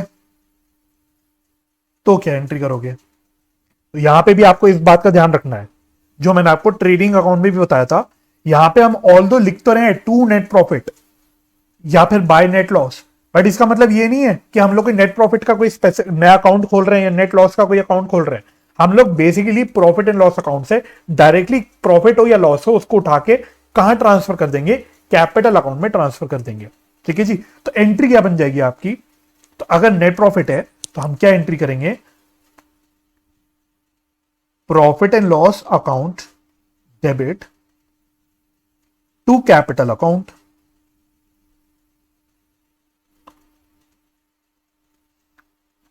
और अगर नेट लॉस है तो क्या करेंगे, capital account debit to profit and loss account. बस।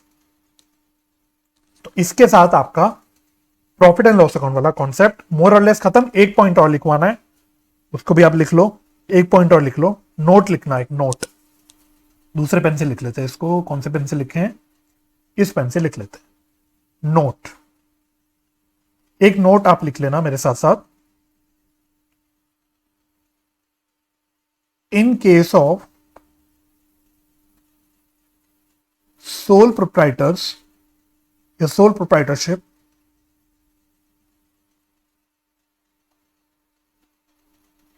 income tax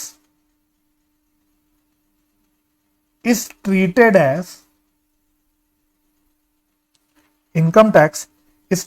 as personal expense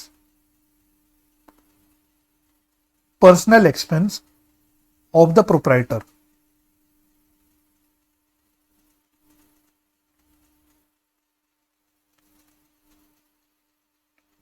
And not as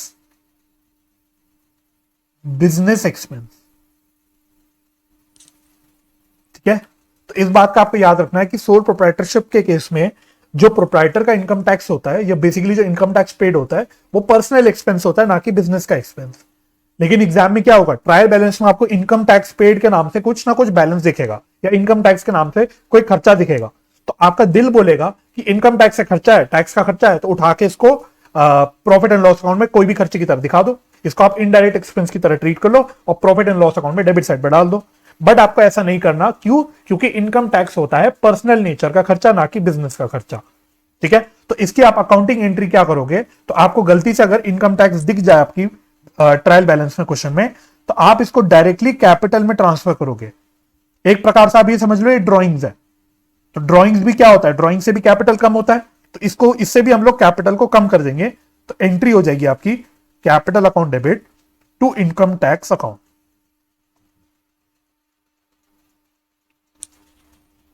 ठीक है, तो आपको बेवकूफ बनाने के लिए ट्रायल बैलेंस में हो सकता है आपको दिख जाए इनकम टैक्स, तो आपको बेवकूफ नहीं बनना, आपको याद रखना है इनकम टैक्स ऑफ प्रोप्राइटर जो होता है ये होता है एक पर्सनल खर्चा, और इसको हम लोग कहां पे दिखा देते हैं, डायरेक्टली हम लोग कैपिटल अकाउंट में ट्रांसफर कर देते हैं। पीएनएल अकाउंट में गलती से भी मत दिखा देना, आपका आंसर गलत हो जाएगा।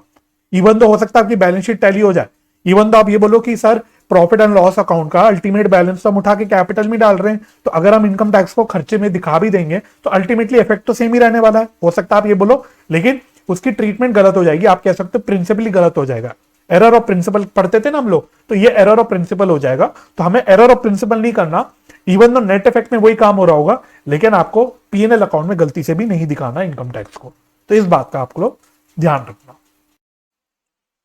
अब आप लोग आइएगा इलस्ट्रेशन नंबर 5 पे। इलस्ट्रेशन नंबर 5 पेज नंबर है 7.27। चलो क्या कहता है ये, following is the trial balance of C वांगकू, following is the trial balance of C वांगकू ऑन 31 दिसंबर 2020। तो आपको 31 दिसंबर 2020 का एक ट्रायल बैलेंस दिया हुआ है। सबसे पहले दिया है कैपिटल अकाउंट, ठीक है, फिर देखो दिया हुआ है इन्वेंट्री अकाउंट, इन्वेंट्री यानी स्टॉक का अकाउंट। अब ये ओपनिंग है कि क्लोजिंग है, ये ओपनिंग स्टॉक है कि क्लोजिंग स्टॉक है, दिस इज ओपनिंग स्टॉक, ये है ओपनिंग स्टॉक। कैसे पता लगा ये ओपनिंग है, क्योंकि आप नीचे आके देखोगे तो वैल्यू ऑफ क्लोजिंग इन्वेंट्री उसने नीचे दे रखी है, यानी क्लोजिंग स्टॉक उसने अलग से दे रखा है। और वैसे भी जो स्टॉक आपका अक्सर आपको बिना ओपनिंग या क्लोजिंग मेंशन करे दिया हो वो ओपनिंग ही होता है, ठीक है, तो this is opening stock. Opening stock कहां चला जाएगा हमारे, ये चला जाएगा हमारे ट्रेडिंग अकाउंट में। फिर आया कैश इन हैंड, ठीक है, फिर मशीनरी, फिर आया देखो परचेस अकाउंट। तो परचेस क्या है, कहां जाता है ये ट्रेडिंग अकाउंट में जाता है। फिर वेजेस आया, वेजेस कहां जाता है, ट्रेडिंग में। सैलरी, सैलरीज कहां जाता है, इनडायरेक्ट खर्चा है पीएनएल में। डिस्काउंट अलाउंट इनडायरेक्ट खर्चा है पीएनएल में। डिस्काउंट रिसीव इनडायरेक्ट इनकम है, तो कहां जाएगा, पीएनएल में। सन्ड्री ऑफिस एक्सपेंस, ये क्या है, ऑफिस के खर्चे हैं, तो ये भी इनडायरेक्ट खर्चे हैं, पीएनएल। सेल्स, सेल्स कहां आती है, ट्रेडिंग में। फिर इसके अलावा आपको trade receivables and trade payables दे रखे हैं, और नीचे तो मैंने आपको दिखाई दिया क्लोजिंग इन्वेंट्री दे रखी है। क्वेश्चन कह रहा है प्रिपेयर क्लोजिंग एंट्रीज, तो आपको क्लोजिंग एंट्रीज करनी है, and prepare trading and profit and loss account, ठीक है, तो ट्रेडिंग अकाउंट भी बनाना है और प्रॉफिट एंड लॉस अकाउंट भी आपको इसमें बनाना है, तो हम दोनों भी बना लेंगे, ठीक है। तो हम पहले क्या करते हैं, हम लोग पहले ट्रेडिंग अकाउंट और प्रॉफिट एंड लॉस अकाउंट बना लेते हैं, फिर उससे हम लोग जर्नल एंट्रीज भी बना लेंगे, यानी क्लोजिंग एंट्रीज भी हम बना लेंगे। चलो तो जल्दी जल्दी करते हैं इसको, आ जाओ। तो ये है इलस्ट्रेशन नंबर 5।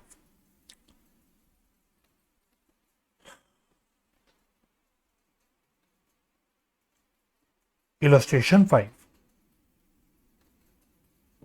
ठीक है, तो सबसे पहले हम लोग बना लेते हैं trading trading account.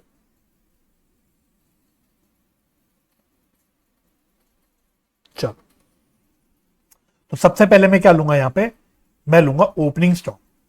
To opening stock बोल लो या इन्वेंट्री बोल लो, जो बोलने का मन करे बोल लो। तो देखते रहना सवाल में कितना दे रखा है, 2 लाख। फिर क्या है, परचेस, टू परचेस, तो परचेस कितने दे रखे, 18,20,000। फिर आपको दे रखा है वेजेस, तो ये डायरेक्ट खर्चा होता है वेजेस, तो ये कितना दे रखा है, 10 लाख। और तो मेरे ख्याल से कोई भी डायरेक्ट खर्चा है नहीं। फिर क्रेडिट साइड आ जाते हैं बाय सेल्स, तो सेल्स कितने दे रखे हैं आपको,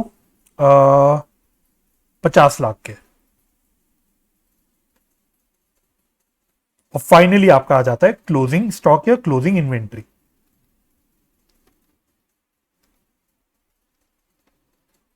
तो क्लोजिंग इन्वेंट्री कितनी दे रखी है, 2,70,000। दैट्स इट, खत्म। तो मेरे ख्याल से तो क्रेडिट साइड का ही टोटल ज्यादा आ रहा है, 52,70,000।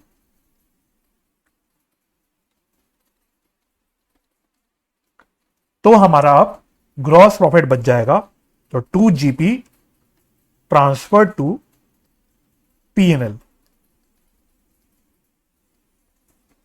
तो कितना बच रहा है ग्रॉस प्रॉफिट देख लेता हूं मैं, 5270 minus 2 lakh minus 1820 minus 10 lakh, तो ये बच रहा है 22.5 लाख। ये बच रहा है कितना, 22.5 लाख। तो this is 22,50,000। This is my balancing figure. ठीक है जी, तो ये बन गया मेरा ट्रेडिंग अकाउंट। चलो पहले हम लोग बना लेते हैं प्रॉफिट एंड लॉस। अच्छा, जब हेडिंग डालो तो प्रॉपरली हेडिंग डालना, trading account for the year ended. मैं लिख ही देता हूं, 31 मार्च क्या दे रखा है क्वेश्चन में, 2020, 31 मार्च 2020। सिमिलरली जब प्रॉफिट एंड लॉस अकाउंट बनाएंगे, profit and loss account for the year ended 31 मार्च 2020। ठीक है जी, इस प्रकार से हमें प्रॉपर हेडिंग देके क्वेश्चन को करना है। ठीक है, तो बना लेते हैं इसको भी। तो सबसे पहले by gross profit transferred from trading account, कितना है ग्रॉस प्रॉफिट, 22,50,000। बस आप अपने इनडायरेक्ट खर्चे और इनडायरेक्ट इनकम डालते रहो और आपका क्वेश्चन हो जाएगा। चलो वापस से देखता रहता हूं क्वेश्चन में, आप लोग भी करते रहो। तो सबसे पहला जो इनडायरेक्ट खर्चा आपको दे रखा है वो है सैलरीज, तो 2 सैलरीज। तो सैलरीज कितनी दे रखी है आपको, 10 लाख। उसके बाद डिस्काउंट अलाउड खर्चा है, तो 2 डिस्काउंट अलाउड। तो डिस्काउंट अलाउड कितना है, 50,000। फिर है डिस्काउंट रिसीव्ड, तो ये इनकम है, तो ये मैं क्रेडिट साइड पे डाल दूंगा, डिस्काउंट रिसीव्ड कितना है, 30,000। ये हो गया। फिर सन्ड्री ऑफिस एक्सपेंस, तो ये भी खर्चा है, सन्ड्री ऑफिस एक्सपेंस कितना है, 6 लाख।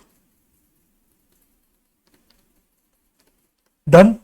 और तो फिर कुछ भी नहीं है, तो अब कहानी खत्म। तो अब बताओ किधर बैलेंस बच रहा है, तो आई थिंक यहां पे भी क्रेडिट साइड का ही टोटल ज्यादा आ रहा है। कितना आ रहा है, 22,80,000, 22,80,000। अब मेरा नेट प्रॉफिट बच रहा है, तो 2 नेट प्रॉफिट बैलेंसिंग फिगर, और ये कहां चला जाता है, ये चला जाता है कैपिटल में, ट्रांसफर टू कैपिटल अकाउंट। तो कितना बच रहा है ये, 2280 माइनस माइनस 16,50,000, तो ये बच रहा है 6,30,000, 6,30,000।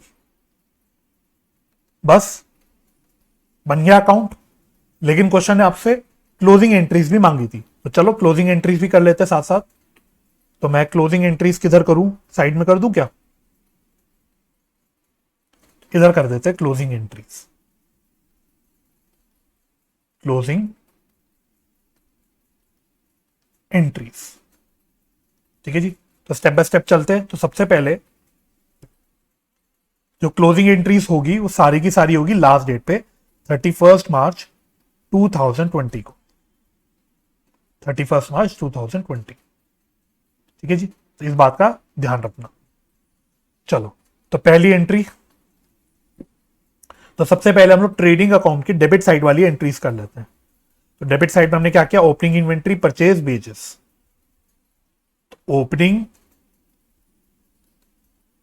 आप क्लब करके कर सकते हो, मैंने कॉन्सेप्ट में अलग अलग लिखवाया था, वो तो आपकी नॉलेज के लिए लिखवाया था, बट आप क्लब करके कर सकते हो, कोई दिक्कत नहीं है। ओपनिंग इन्वेंट्री अकाउंट डेबिट, ओहो sorry sorry sorry sorry sorry,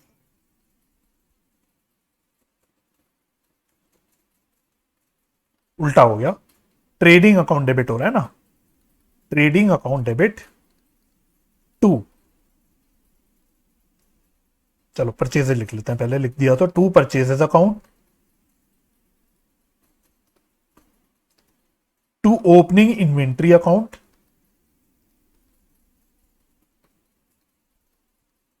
to wages account.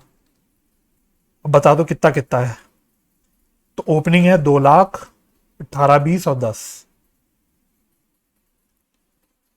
2 lakh, 18, 20 और 10,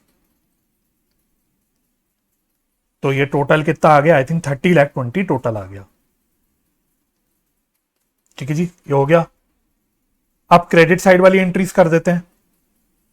मतलब ट्रेडिंग अकाउंट में जो क्रेडिट हो रहा है उसकी एंट्री कर देते हैं।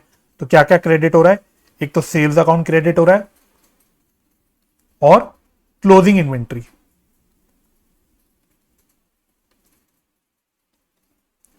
टू ट्रेडिंग अकाउंट,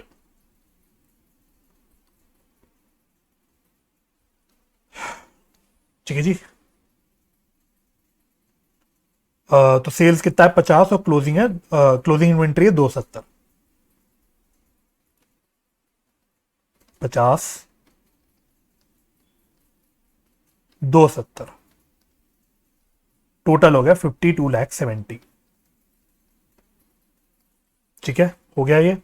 अब नेक्स्ट एंट्री क्या होगी, ग्रॉस प्रॉफिट को हम लोग प्रॉफिट एंड लॉस अकाउंट में ट्रांसफर करेंगे। तो क्या एंट्री हो जाएगी उसकी, trading account debit to profit and loss account.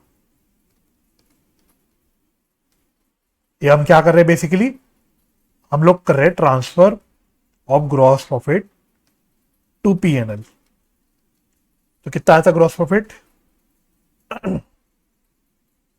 22,50,000, 22,50,000, 22,50,000, 2250, done. ये भी खत्म। अब सारे खर्चे ले लो। तो कौन से खर्चे हैं हमारे, सैलरी, डिस्काउंट अलाउड और सन्ड्री ऑफिस एक्सपेंस। तो profit and loss account debit to salary to discount allowed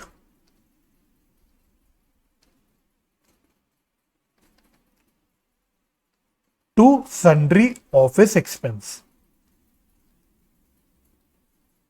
salary I think थी 10 lakhs की, अगर मुझे ठीक याद आ रहा है।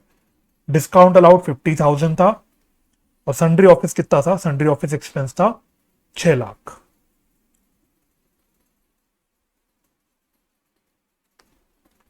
तो टोटल आ गया 16,50,000। ये भी कर दिया हमने, तो हमने खर्चे पीएनएल में ट्रांसफर कर दिए। अब इनकम कर दो पीएनएल में ट्रांसफर। तो कौन सी इनकम है, आई थिंक एक ही इनकम थी ना, डिस्काउंट रिसीव्ड, इसके अलावा तो नहीं थी। 30,000 का डिस्काउंट रिसीव था बस। तो discount received account debit to profit and loss account 30,000 हो गया ये। अब sixth entry, last entry, net profit को उठा के कहां ट्रांसफर करते हैं, कैपिटल अकाउंट में। तो क्या एंट्री होती है उसकी, profit and loss account debit to capital account. नाम क्या है भाई प्रोप्राइटर का, सी वांकू। तो टू सी वांकूस कैपिटल अकाउंट। तो कितना आया था नेट प्रॉफिट, 6,30,000, 6,30,000। बस इस प्रकार से आपको पूरा काम करना होता है। तो एक क्वेश्चन अच्छा हो गया हमारे लिए इस क्वेश्चन में हमने अभी तक का पूरा डिस्कशन क्रक्स में कर दिया। हमने ट्रेडिंग अकाउंट बनाया, हमने प्रॉफिट एंड लॉस अकाउंट बनाया, और इसके अलावा हमने क्लोजिंग एंट्रीज करी दोनों से रिलेटेड, ट्रेडिंग अकाउंट से रिलेटेड और प्रॉफिट एंड लॉस अकाउंट से रिलेटेड। तो ये हमारा एक प्रकार से आप कह सकते हो अभी तक की पूरी बातों का कुछ हद तक रिवीजन हो गया, मोटा मोटा। ठीक है, अब दो क्वेश्चंस मैं बाद में आपको होमवर्क में लिखवा दूंगा। तो दो क्वेश्चंस आपके हैं ट्रेडिंग अकाउंट पे और प्रॉफिट एंड लॉस अकाउंट में, सेम काम जिसमें आपको अकाउंट बनाना है और क्लोजिंग एंट्रीज करनी है। तो वो मैं आपको होमवर्क पे दूंगा, तो आपको पूरा कॉन्सेप्ट क्लियर हो जाएगा। ठीक है जी, चलो चलिए। तो अब हम लोग क्या करते हैं, अपना थर्ड पॉइंट ले लेते हैं, अपना थर्ड फाइनल अकाउंट उठा लेते हैं, दैट इज बैलेंस शीट। ठीक है, इसमें ज्यादा लिखने को है नहीं, और वैसे तो इसमें बैलेंस शीट का फॉर्मेट एक होता है जो हमें पता होना चाहिए और जो आप लोगों को ऑलरेडी आता भी है। ठीक है, फिर भी हम एक फॉर्मेट बना लेते हैं, इलस्ट्रेटिव फॉर्मेट, कि बैलेंस शीट हम कैसे बनाते हैं। चलो तो बैलेंस शीट भी हमारा एक टी शेप में ही बनता है। बस क्या ध्यान रखना होता है, पहले तो हेडिंग का ध्यान रखना है, बैलेंस शीट ऑफ जो भी एंटिटी का नाम है वो आ गया, और एज एट इस बात का ध्यान रखना, बैलेंस शीट में हम क्या लिखते हैं, एज एट जो भी क्लोजिंग डेट है वो। ठीक है, तो इधर आ जाती है हमारी लाइबिलिटीज,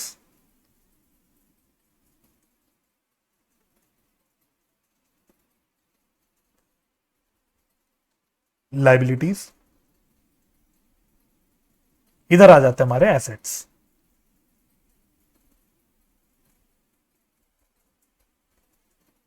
ठीक है, तो लाइबिलिटीज में सबसे पहले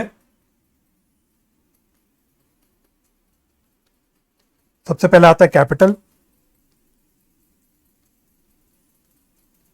इसमें अगर नेट प्रॉफिट हुआ है साल में तो हम नेट प्रॉफिट ऐड कर देते हैं,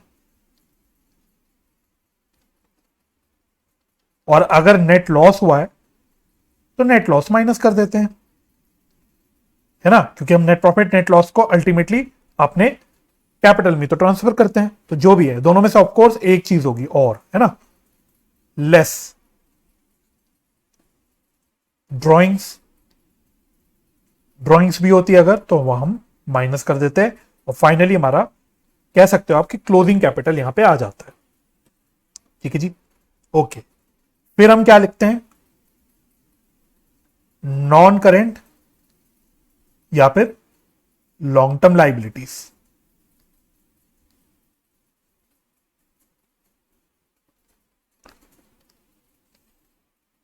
ठीक है, अब इसमें क्या क्या आ जाएंगे, एग्जाम्पल के तौर पे हमारे लॉन्ग टर्म लोन्स आ गए,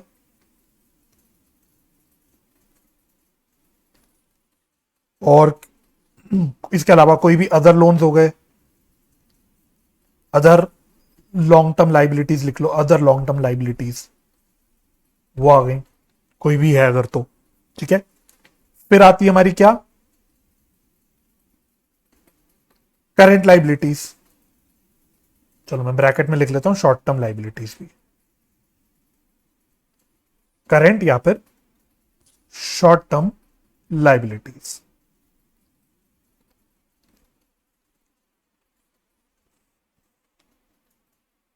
इसको बढ़ा देता हूं 1 मिनट।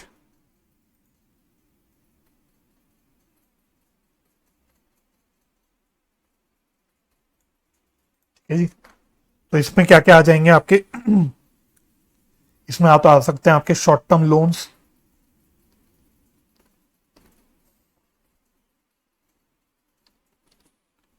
है ना, शॉर्ट टर्म लोन्स हो गए,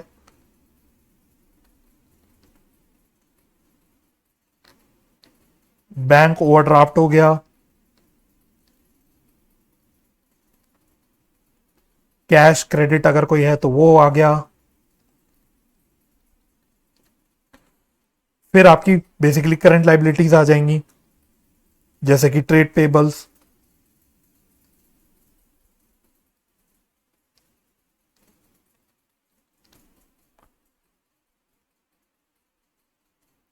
आउटस्टैंडिंग एक्सपेंस,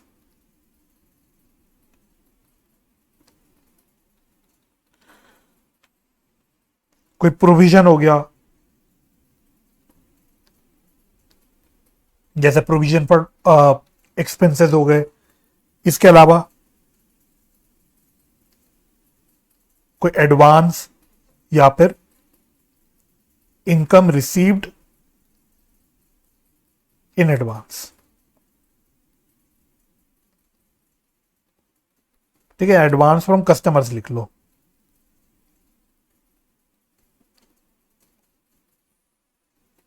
भाई साहब और इसको बढ़ाना पड़ेगा।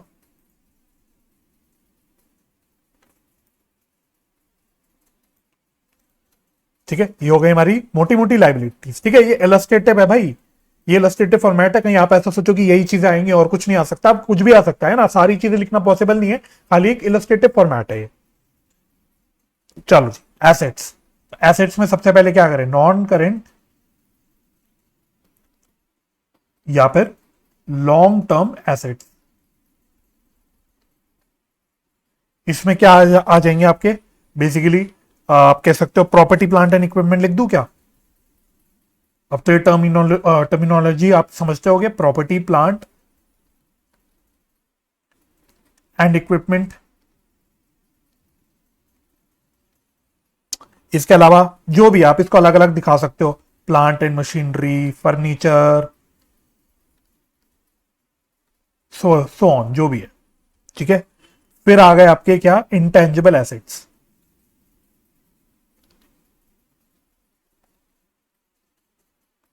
जैसे कि गुडविल, पेटेंट, ट्रेडमार्क्स, कॉपीराइट्स, जो भी है।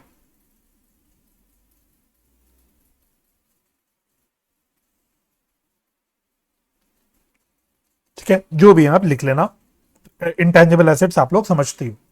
इसके अलावा आपके कोई लॉन्ग टर्म या नॉन करेंट इन्वेस्टमेंट्स हो सकती हैं, वो आ जाएंगी।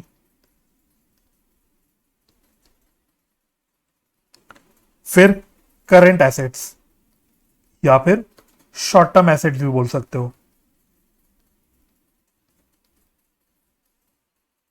इसमें क्या क्या आ जाएगा आपका, इसमें आपके आ गई एक तो शॉर्ट टर्म इन्वेस्टमेंट्स अगर कोई है तो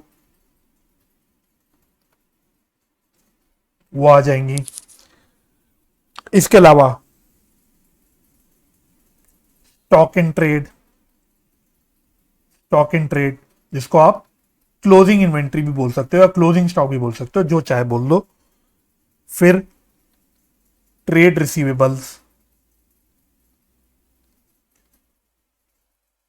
डेटर्स, बिल्स रिसीवेबल, जो भी है।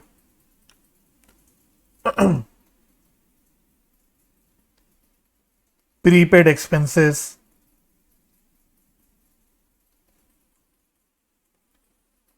जो भी है ना, आप लोग तो जानते हो। कैश एट बैंक,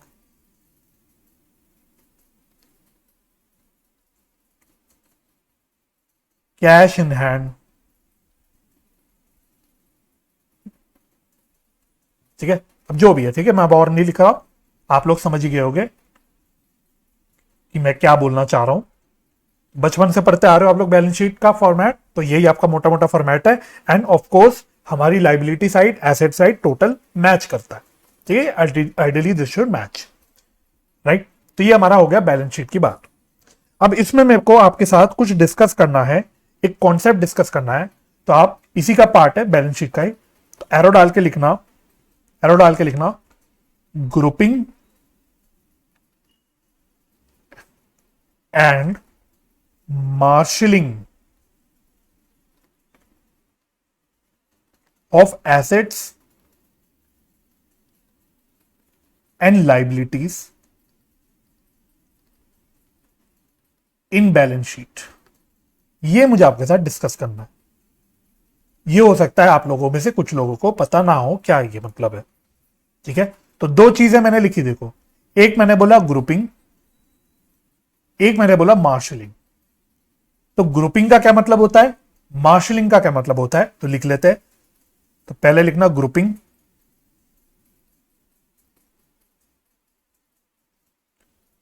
ग्रुपिंग में लिखना it means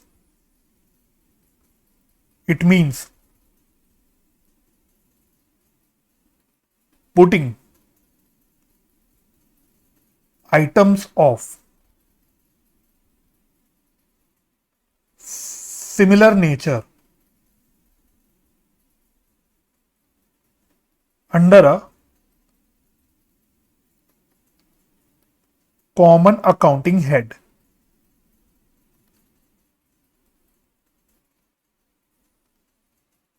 It means putting items of similar nature under a common accounting head.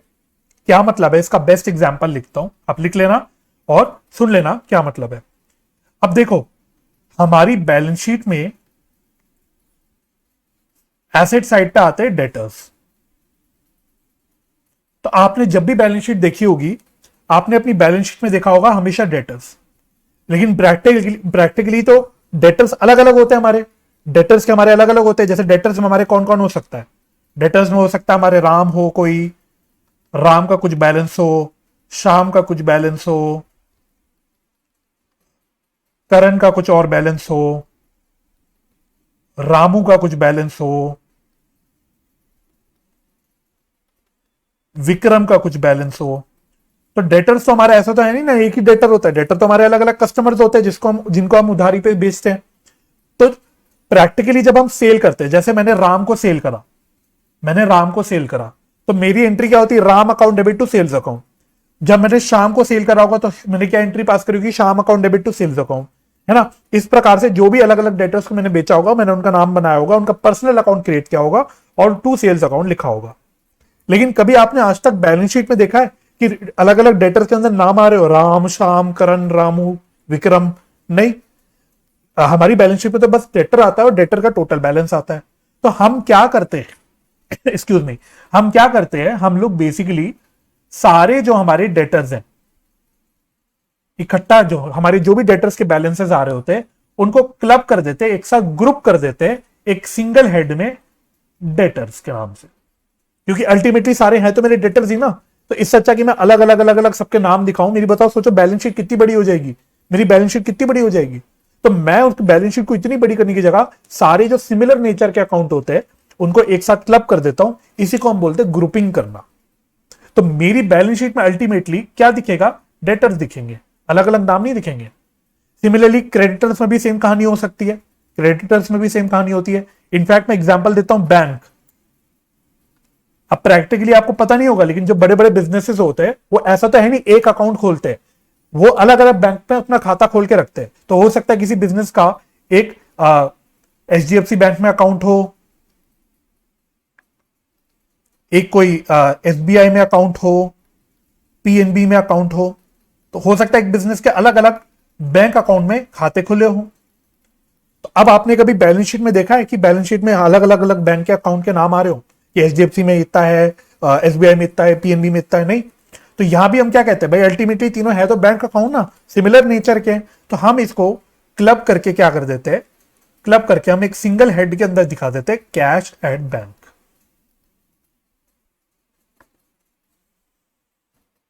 तो इसी प्रोसेस को बोला जाता है grouping of assets and liabilities. तो आप देख रहे हो, हम एसेट्स को या लाइबिलिटीज जो भी है जिसमें हमारे अलग अलग अकाउंट खुले हुए हैं, हम देखते हैं कि भाई जो सिमिलर नेचर के अकाउंट है उनको हम ग्रुप करके एक साथ एक सिंगल हेड के अंदर डाल देते हैं। जैसे डेटर हो गया, क्रेडिटर हो गया, कैश एट बैंक हो गया, लोन भी हो गया। अब लोन भी तो ऐसा है नहीं ना कि एक ही बैंक से लोन लिया होगा। अगर बैंक से लोन लिया हुआ है तो हो सकता है अलग अलग बैंक से लोन ले रखा हो। तो हम अलग अलग बैंक के नाम नहीं देते, सारे लोन्स को हम इकट्ठा ग्रुप कर देते एक साथ और लोन के अंदर दिखा देते। तो मैं उम्मीद करता हूं आप समझ पा रहे होंगे कि मैं आपसे क्या यहां पे कहना चाह रहा हूं। तो ग्रुपिंग होता है, it means putting items of similar nature under a common accounting head, right. चलो जी, सिमिलरली अब नेक्स्ट टर्म तो grouping of assets and liabilities आप समझ गए। अब नेक्स्ट हो गया हमारा मार्शलिंग। इसमें लिखना it means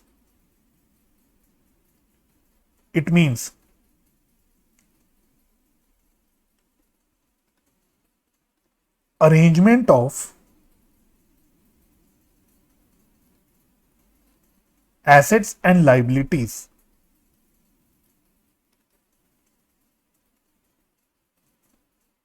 in a particular order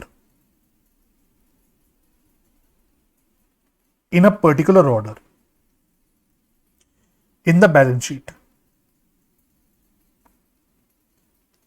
ठीक है, एसेट्स एंड लाइबिलिटीज को किसी ऑर्डर में अरेंज करना, इसको बोलते हैं मार्शलिंग। मार्शलिंग दो तरीके से करी जाती है,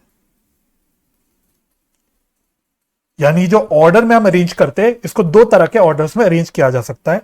एक होता है हमारा इन ऑर्डर ऑफ परमानेंस, और दूसरा होता है हमारा in order of liquidity.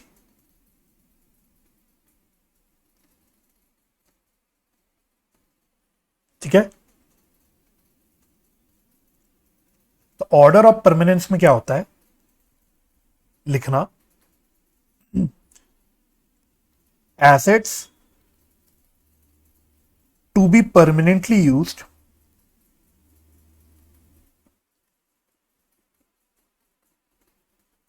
that is long term assets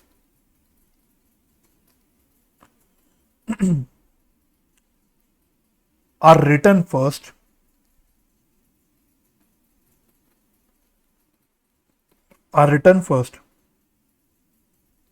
and liquid assets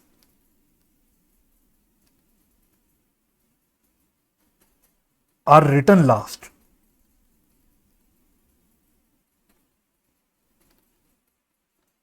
next arrow में लिखना long term liabilities are shown first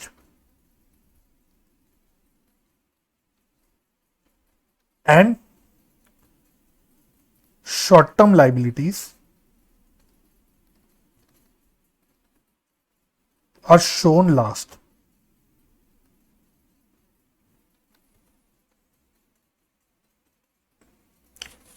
ठीक है जी, तो क्या मतलब है मार्शलिंग का। ठीक है, अभी मैं लिक्विडिटी पे भी आता हूं, पहले समझा देता हूं। मार्शलिंग का मतलब क्या हुआ, पढ़ के आपको समझ आ रहा होगा। हमारे एसेट्स एंड लाइबिलिटीज जो हमारी बैलेंस शीट में आती है उसको हम कैसे अरेंज करके दिखाएंगे, किस ऑर्डर में दिखाएंगे, इसको ही बोलते हैं हम मार्शलिंग। तो प्रैक्टिकली जो नॉर्मल बिजनेसेस के केस में, स्पेशली जो गोइंग कंसर्न फॉलो कर रही है, उनके केस में हम लोग फॉलो करते हैं परमानेंस। परमानेंस का मतलब क्या हुआ, टर्म नाम में क्या आ रहा है, परमानेंस, यानी ऐसे एसेट्स या ऐसी लाइबिलिटीज जो ज्यादा लंबे टाइम तक हमारे पास रहने वाले हैं, जो ज्यादा लंबे टाइम तक हमारी बैलेंस शीट में अपना घर बनाने वाले हैं, उनको हम पहले दिखाते हैं। और जो शॉर्ट टर्म एसेट या शॉर्ट टर्म लाइबिलिटीज होती है, जो जल्दी पे हो जाएंगी, जो बहुत जल्दी हमारी बैलेंस शीट से उड़ जाएंगी, उसको हम लास्ट में दिखाते हैं। तो एक बार जरा आना आप अपनी बैलेंस शीट के फॉर्मेट में जो मैंने बनवाया था, तो आपको यहां देखने में दिखेगा।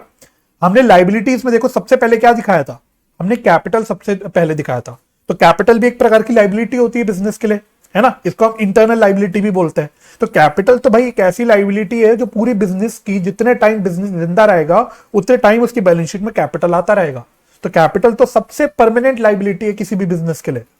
उसके बाद हमारी कौन सी होती है परमानेंस में, आप देखना परमानेंस के हिसाब से ऑर्डर में बना के देखना इसको। हमारी भी लॉन्ग टर्म लाइबिलिटीज आती है जो कहते हैं हम एक साल से ज्यादा हमारे पास रहने वाली है ना। तो लॉन्ग टर्म लाइबिलिटीज ज्यादा लंबे टाइम तक हमारे बैलेंस शीट में रहने वाली है। उसमें भी उसके बाद फिर शॉर्ट टर्म लाइबिलिटीज, उसके बाद फिर हमारी शॉर्ट टर्म लाइबिलिटीज। तो आपको ये अरेंजमेंट जो दिख रही है यहाँ पे लाइबिलिटीज की, ये क्या है, ये है order of permanence. Similarly asset side पे आना, एसेट साइड पे भी आपको सबसे पहले लॉन्ग टर्म वाले नेचर के एसेट्स पहले दिखेंगे जो हमारे पास ज्यादा लंबे टाइम तक रहने वाले हैं, जैसे property plant and equipment, intangible assets, long term investments. उसके बाद हमारी शॉर्ट टर्म एसेट्स आ रहे हैं, जो करंट एसेट्स आप कह सकते हो। उसमें आप देखो जो शॉर्ट टर्म वाले एसेट्स है जो कुछ टाइम में हमारी बैलेंस शीट से उड़ जाएंगे, short term investment, stock and trade, trade receivables, prepaid expense, है ना। अब ट्रेड रिसीवेबल्स एग्जांपल ले लो, जो जनरली हमारे डेटर्स होते हैं, अगर वो हमारी आज बैलेंस शीट में आ रही 31 मार्च को, तो ये जल्दी अगले साल तक रहेंगे थोड़ी, अगले साल तक तो हमारा पैसा दे देंगे वो, तो हमारे वो एसेट्स खत्म हो जाएंगे। तो हम क्या करते हैं बेसिकली ऑर्डर ऑफ परमानेंस में, जो लॉन्ग टर्म नेचर के एसेट्स या लाइबिलिटीज होती हैं उनको पहले दिखाते हैं, और शॉर्ट टर्म नेचर के जो एसेट्स या लाइबिलिटीज होती है उनको बाद में दिखाते हैं। आप अपने कंपनी की जो बैलेंस शीट बनाते हो उसमें आप लोग याद रखना, शेड्यूल 3 में जो आपने बैलेंस शीट का फॉर्मेट पढ़ा है, तो उसमें भी आप पिक्चराइज करोगे तो आपको रियलाइज होगा कि वो भी जो हम ऐसे बैलेंस शीट बनाते थे वो भी हम इन ऑर्डर ऑफ परमानेंस बनाते हैं। सबसे पहले हम लोग शेयर होल्डर्स फंड्स में सारी चीजें दिखाते हैं, share capital, reserves and surplus वगैरह वगैरह। फिर हम सारी नॉन करेंट लाइबिलिटीज दिखाते हैं, फिर हम करेंट लाइबिलिटीज दिखाते हैं। सिमिलरली एसेट में हम लोग पहले नॉन करेंट एसेट्स दिखाते हैं, फिर करेंट एसेट्स दिखाते हैं। ठीक है, तो ऐसा बिजनेस जो हमें, जो जिनको पक्का है कि भाई वो बंद नहीं होंगे, वो बिजनेस बंद नहीं होने वाला, वो लॉन्ग टर्म चलने वाला है, जो गोइंग कंसर्न को फॉलो कर रहा है, ऐसे बिजनेसेस तो अपना in order of permanence he practically अपनी बैलेंस शीट और में एसेट्स एंड लाइबिलिटीज को दिखाते हैं। ठीक है जी, तो ये हो गया हमारा ऑर्डर ऑफ परमानेंस। मैं उम्मीद करता हूं आप समझ पाए होंगे। अब ऑर्डर ऑफ लिक्विडिटी क्या है, तो ये इसका बिल्कुल उल्टा होगा। ऑर्डर ऑफ लिक्विडिटी बिल्कुल उसका उल्टा होगा। तो पहले हम लिख लेते हैं, फिर डिस्कस कर लेते हैं इसको भी। तो बिल्कुल इसका उल्टा है, वैसे आप लोग समझ गए होंगे। ऑर्डर ऑफ लिक्विडिटी, तो इसमें लिखना आप लोग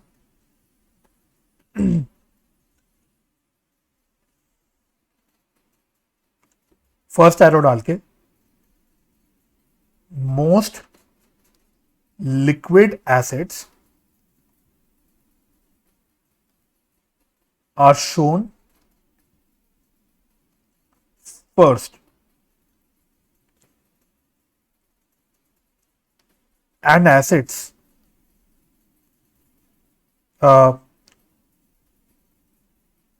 which will take time to convert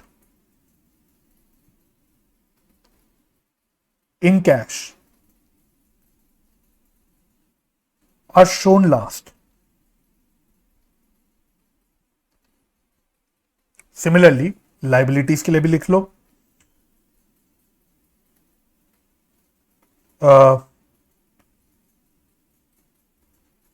इसमें लिखना short term liabilities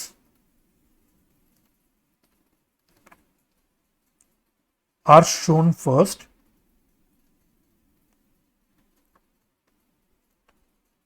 and long term liabilities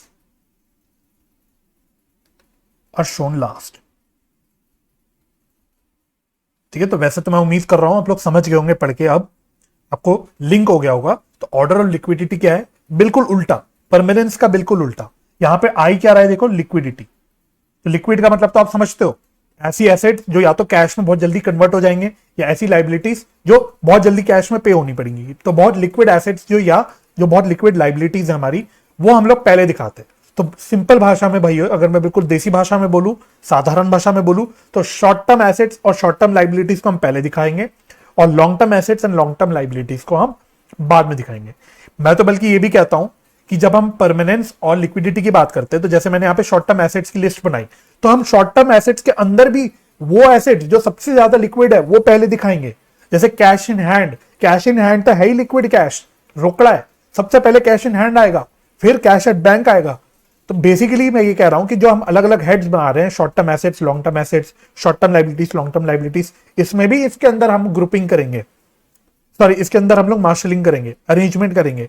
सबसे ज्यादा लिक्विड एसेट जो हमें लगता है वो सबसे पहले दिखाएंगे, सबसे कम लिक्विड एसेट हम बाद में दिखाएंगे। सिमिलरली लाइबिलिटीज में भी। ठीक है, हालांकि इतना इन डेप्थ मुझे नहीं लगता आपसे कोई पूछेगा, बट आपको मीनिंग समझ आ जाना चाहिए कि ग्रुपिंग और मार्शलिंग का क्या मतलब होता है।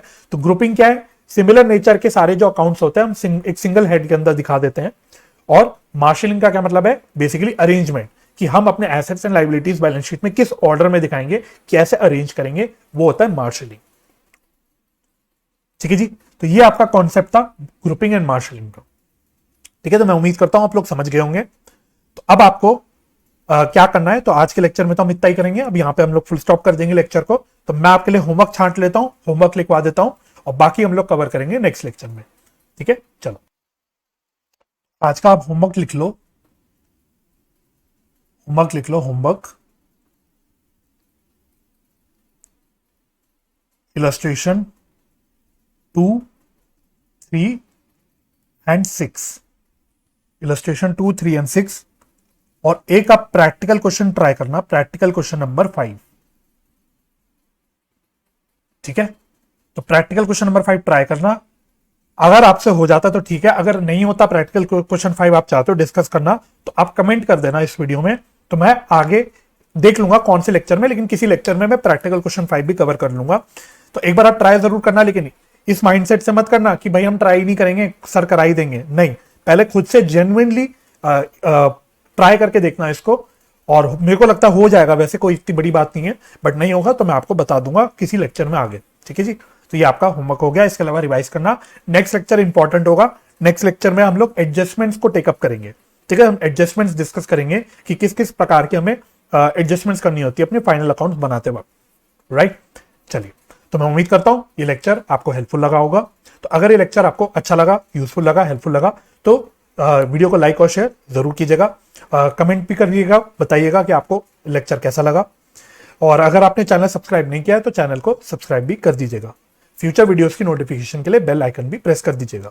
तो मुझे अपना समय देने के लिए बहुत बहुत धन्यवाद।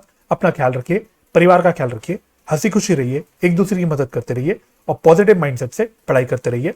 हम मिलेंगे नेक्स्ट लेक्चर में, जिसमें हम अपने इस चैप्टर को कंटिन्यू करेंगे। तब तक के लिए bye bye and take care.